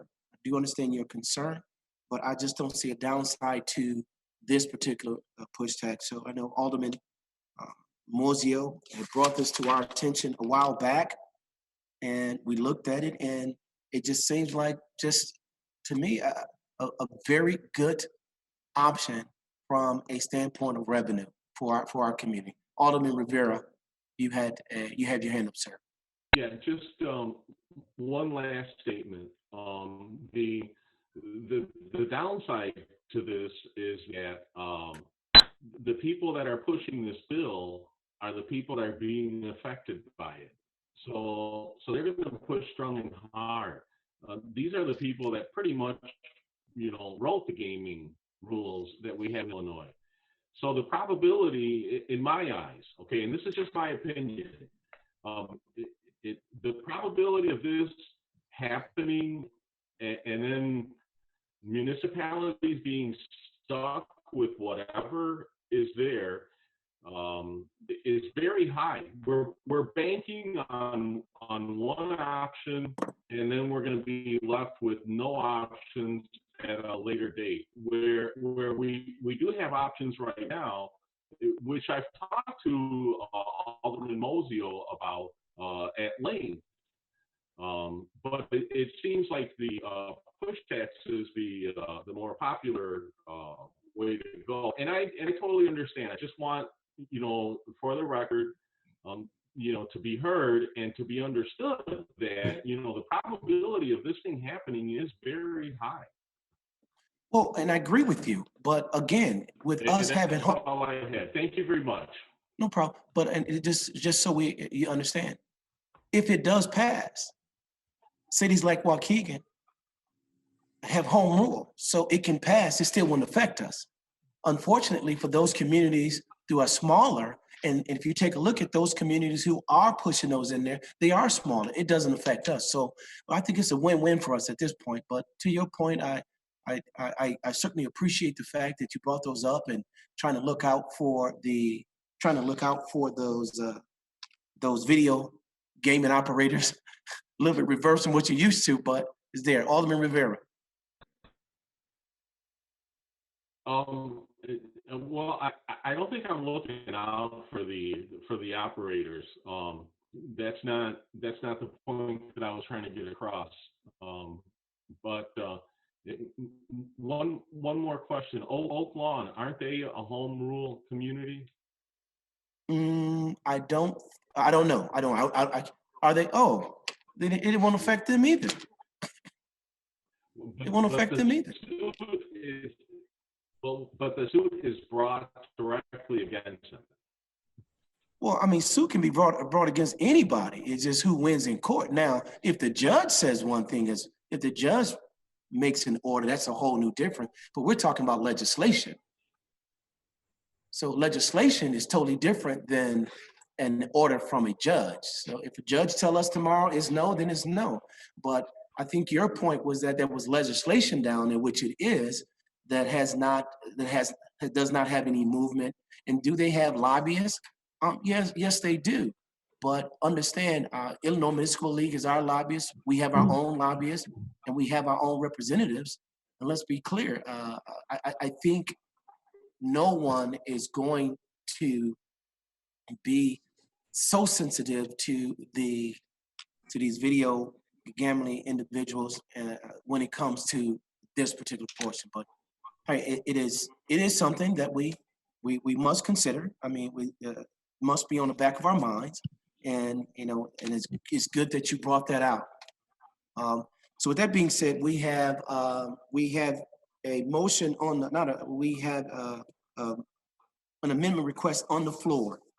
Amendment request on the floor for the 3%. Up to 10, correction, it should be 10 years to reduce the 10-year extension for the 3% down to 3 years. Is that correct, Alderman Mozio? Yeah, I just think 10 years is too long for any fee structure. I just think it's too long. I mean, we may have to come back in 3 years and make it 4% or 5%. We don't know. I just think 10 years is too long for any type of fee structure. That's 2 years. I just think there's a motion on the floor, motion by Alderman Mozio, second by Alderman Turner, to amend the 10-year down to 3 years. Roll call, please. Somebody's got to have a second. Motion, second by Alderman Turner. Second it, Alderman Bolton. Okay. Roll call, please.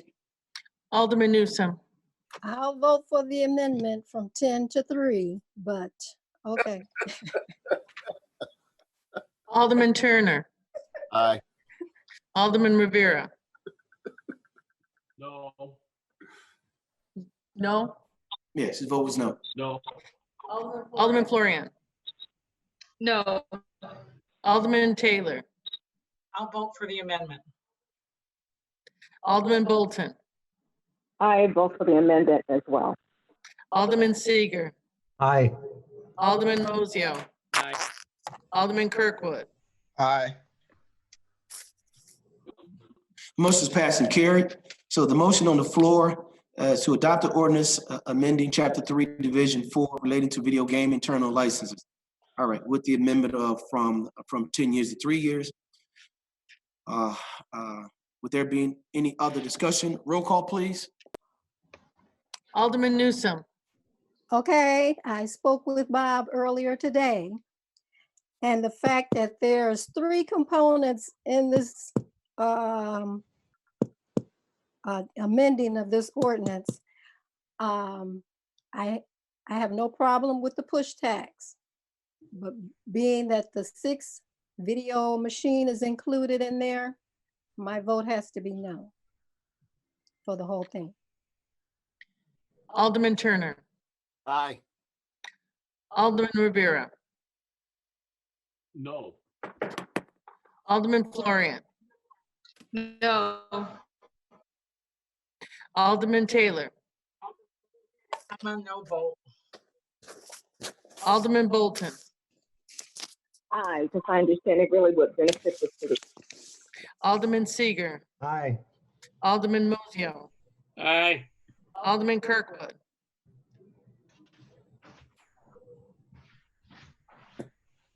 Alderman Kirkwood. Aye. Motion is passed and carried. Mayor, you should cast a vote to make that. My vote is aye. Okay, thank you. Item C. Item C has been taken off the table, everybody. That's all on the item 7. Item 8, there being none. Closing items. Alderman's time. Madam Clerk. Alderman Newsome. Thank you, Madam Clerk.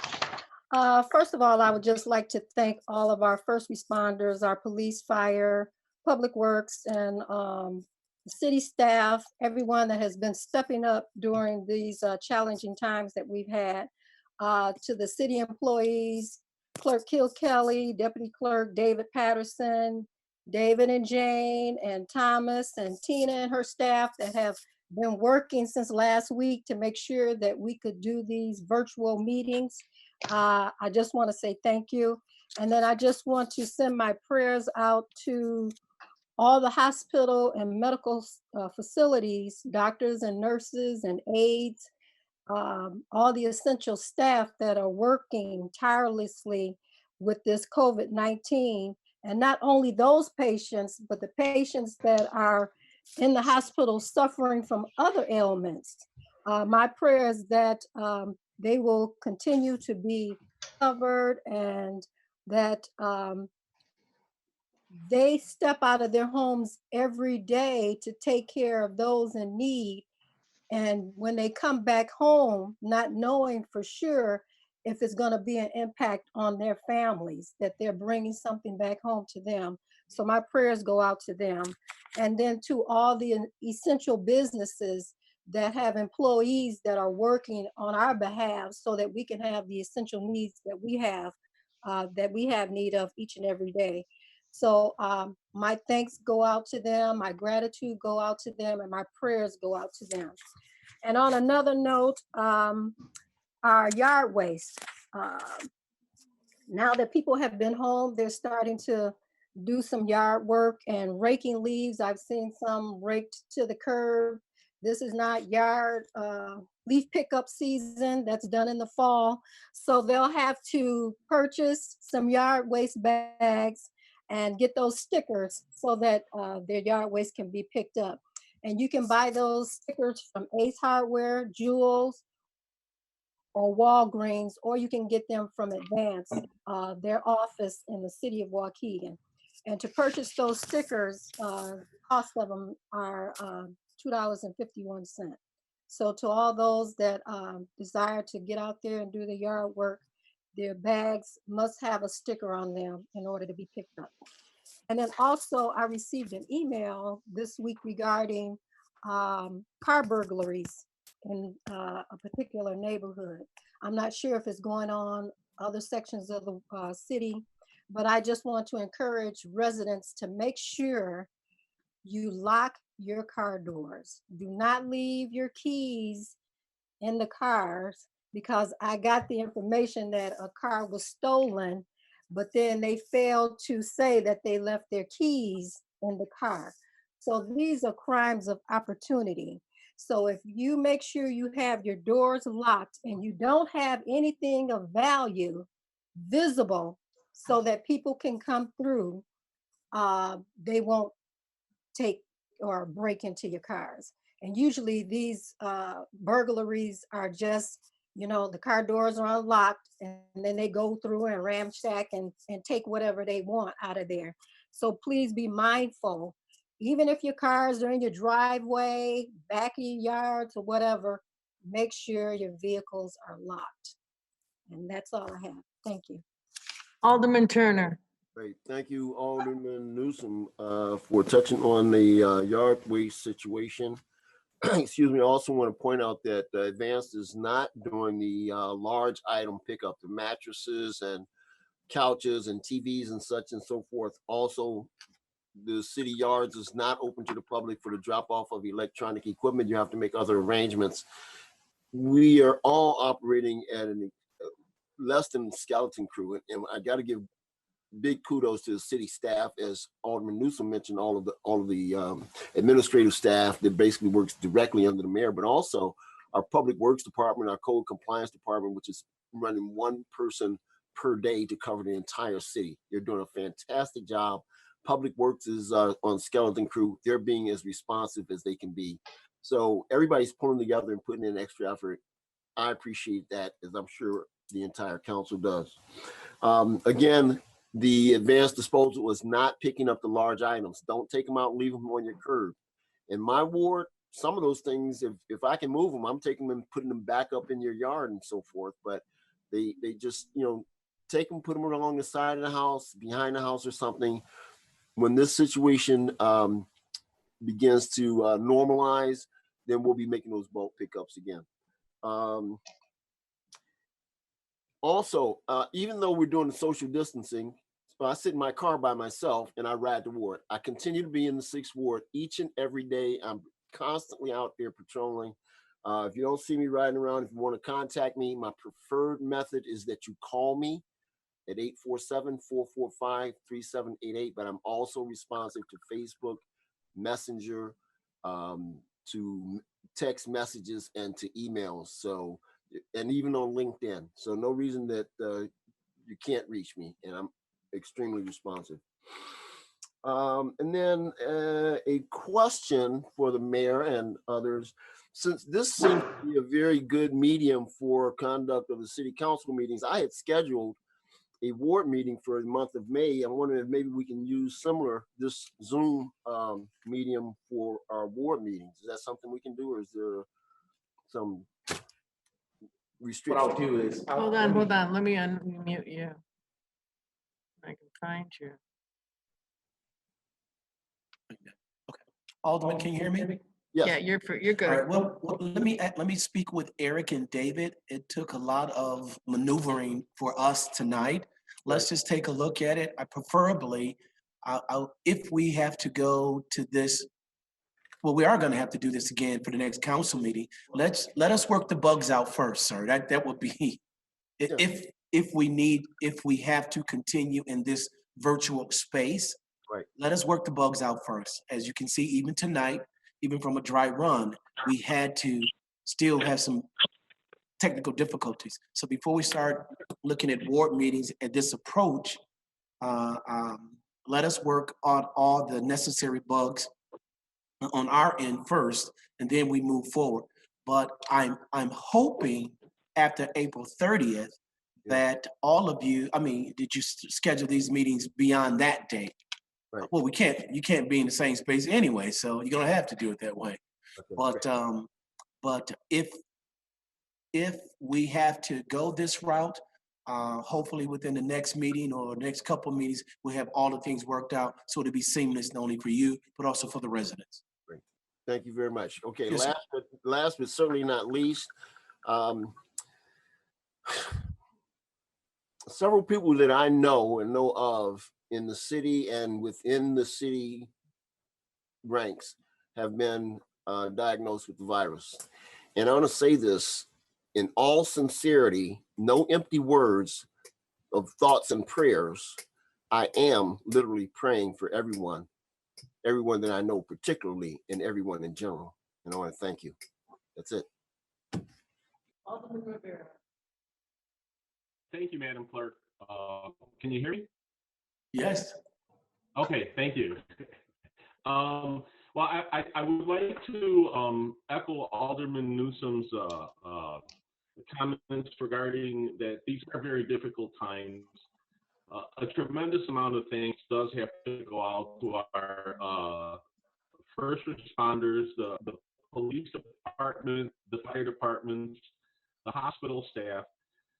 The city staff has been tremendous as far as their response and their willingness to get the job done. It is tremendous.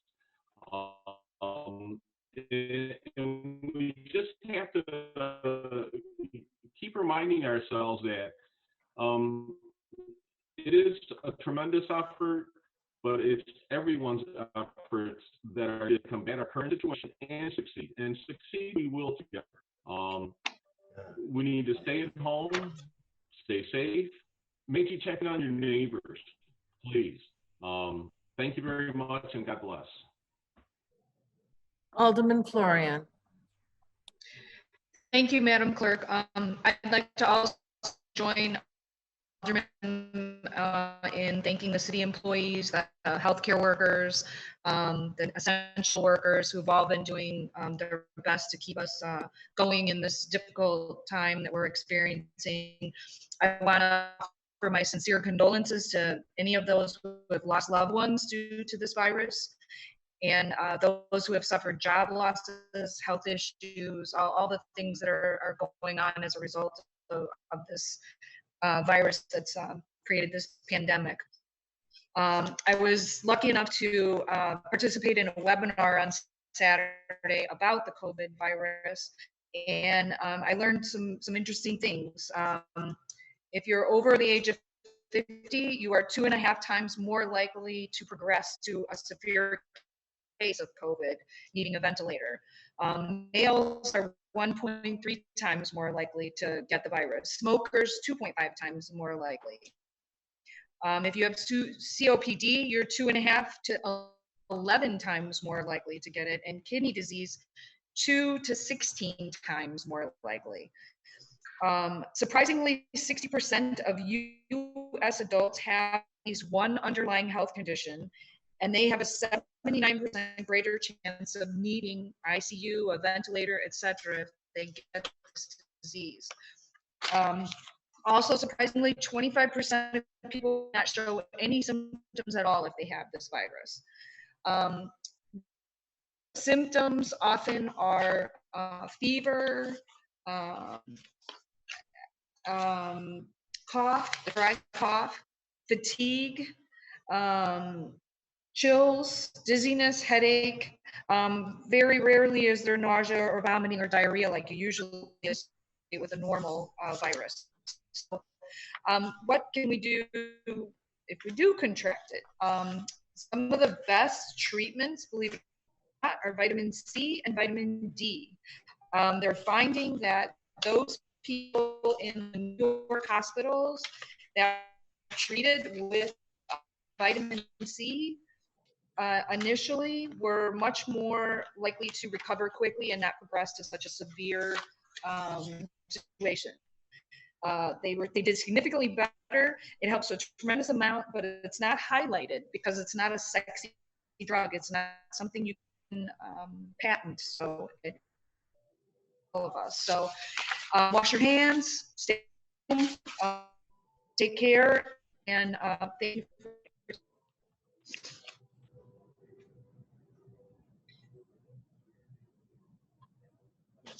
Are you done? Yes, she's done. All right. Alderman Taylor. I just want to remind my residents that, you know, as we go into this nice weather, I'm seeing more and more children out playing in our parks. The parks are not officially open, but more importantly, I do not want to see your children touching merry-go-rounds, slides, any of that. Please let them out in your yard, but not in our park system. These two things should be your best friends. And if you are out walking and you're going to be within enough proximity of people, please wear these masks even out when you're walking through the park, you know, or walking on the sidewalks, not in the parks. Advanced disposal, I don't know if I missed some of this or not, but there's still some people in the 9th Ward that live in townhomes that are using the small recycling bins. Those are not permitted because we have to be able to pick them up by machine. If you're using the large recycling cans, please make sure that the lids close on both your garbage and recycling, because so many people are doing cleaning right now. The garbage cans and the recycling bins are overflowing and therefore going all over our streets. We don't have the people around to pick up the streets, so please be a good neighbor and don't let that go onto other people's lawns. Last, I want to talk a little bit about making sure as a community that we do check on each other. We reach out to each other, whether it's your family, you can Facebook, you can do whatever you need to do, but this is our time to work as a community. We are Waukegan strong. We will always be Waukegan strong, but please work as a community. Use this time to help those people that, you know, are elderly or people with children that may be disabled or whatever. Make sure you use this time to not only do interior cleaning, but let's get our lawns cleaned up. As this weather gets nice, let's not use the excuse, my lawn is 10 inches long, when you've had this time to work on it. So please use the time well. Look at this as a time to regroup with your family and work as a community, because we are Waukegan strong. Thank you. Alderman Bolton. Yes, I just want to say, with myself still working in the healthcare field, I still get up and go to work. And so I know the sacrifice that our first responders are making. And I just want to say, echo once again, like as it already has been said, thank you, thank you, thank you for the sacrifice that everyone is giving. I also want to give a shout out for those in the 1st Ward. I see our school system making sure that the students have their iPads and everything that they need to keep up with their academics. Also want to give a shout out for, I see the neighbors checking on each other. I'm out also riding around after I get off work. And I just want to thank you for, I would say, walking in with the spirit of love and concern. Thank you. That's all I have. Thank you. Alderman Seeger. Thank you. I just like to take this time to wish everybody well and keep your head up high. We'll make it through it. We will definitely come through with this and get our businesses back to full operation and our city employees. I want to thank everybody for taking time out to think of others. Thank you very much. Good evening. Thank you, Alderman Mozio. Yeah, I don't think any of us know what a post-COVID world is going to look like. And I too thank everybody in the city and in the hospitals. But one way we can thank our first responders is make sure we give them a fair contract when that time comes, which we've done, and make sure they have a pension when they retire. Thank you's only words. Making sure we do that for them is important. Because at the end of the day, like I said, thank yous can only go so far. And this post-COVID world we're going to live in, we're going to still have to look up or hold up our end of the bargain on that. So we're going to have to be able to generate some type of revenue to take care of our costs, which are mostly, as Tina said, personnel costs. And we can say thank you to them all we want till we're blue in the face, but if we can't pay them and we have to lay them off, and we can't fulfill our pension obligations, what good does thank you do? So going forward in this post-COVID, we're really going to have to be creative, like I said at the opening other meeting, on how we're going to be able to generate revenue streams. Because we may not have all our businesses come back. That's lost revenue. We may have people that lose their house. That's foreclosures. That's lost revenue. Income tax from the state, our share, that's lost revenue. So we're going to have to think of ways, how are we going to make up all these revenue streams? And the state and federal government, how much are they going to help us? We don't know. So we better, and I don't want to be doom and gloom, but we have to be preparing and thinking that way on how we're going to do that. And be open to things on how we can generate revenue, how we can make sure we pay the people that have been going to work for the city every day and dealing with this. How do we make that right by making sure we can pay them and make sure they have a pension to go to when this has been the biggest crisis in most of our lives worldwide. I also want to give a shout out to a former Waukegan student of mine, named Arlene Kitavis. She's an ER nurse here in Waukegan for a while, and then she went into other nursing, but then she went out to New York City, right on the front lines, right in the hospital, to help staff an ER. And she's the epitome of what Waukegan tough is. So when she gets back into town, and she's not the only one, every nurse at Vista should probably get one. Every first responder at Vista should get one, for making sure that we can live some type of normal life and taking care of people that need to be taken care of. So we need to think about all that after this whole lockdown, or whatever the word we're looking for, is lifted. And we need to celebrate the people that tried to keep things normal for us. Thank you.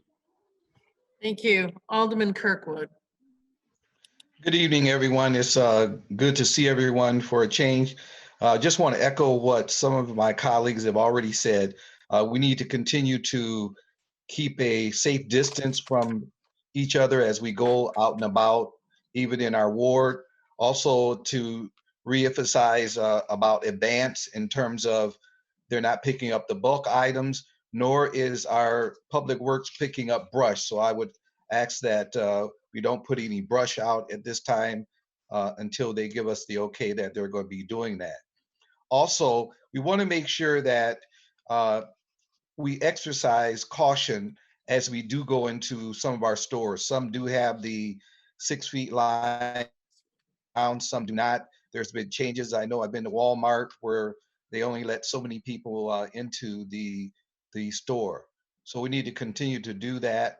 Also, I want to say thank you to the finance staff and the leadership teams of each of the departments, and certainly to the mayor and everyone else who's during this time, because as Alderman Mosio stated, none of us have experienced this before.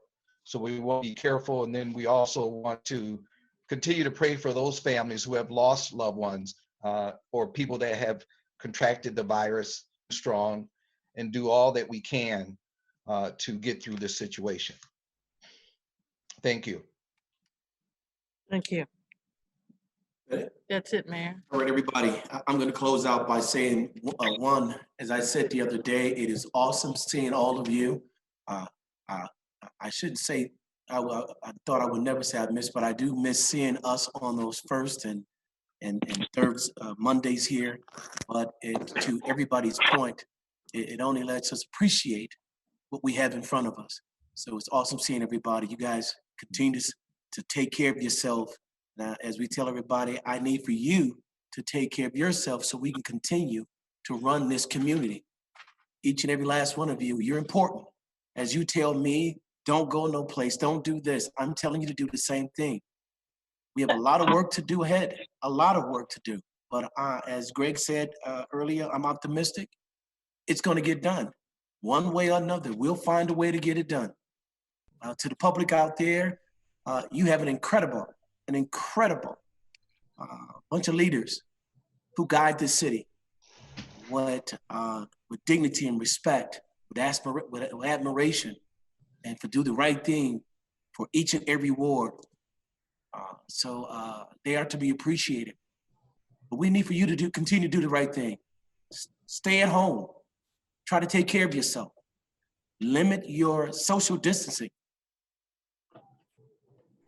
Our student volunteers who are helping out pack these bags to give out to their fellow students and families. Kudos to these young people, what they're trying to do.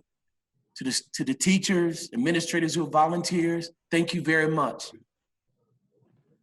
Anybody can say something, as Greg said.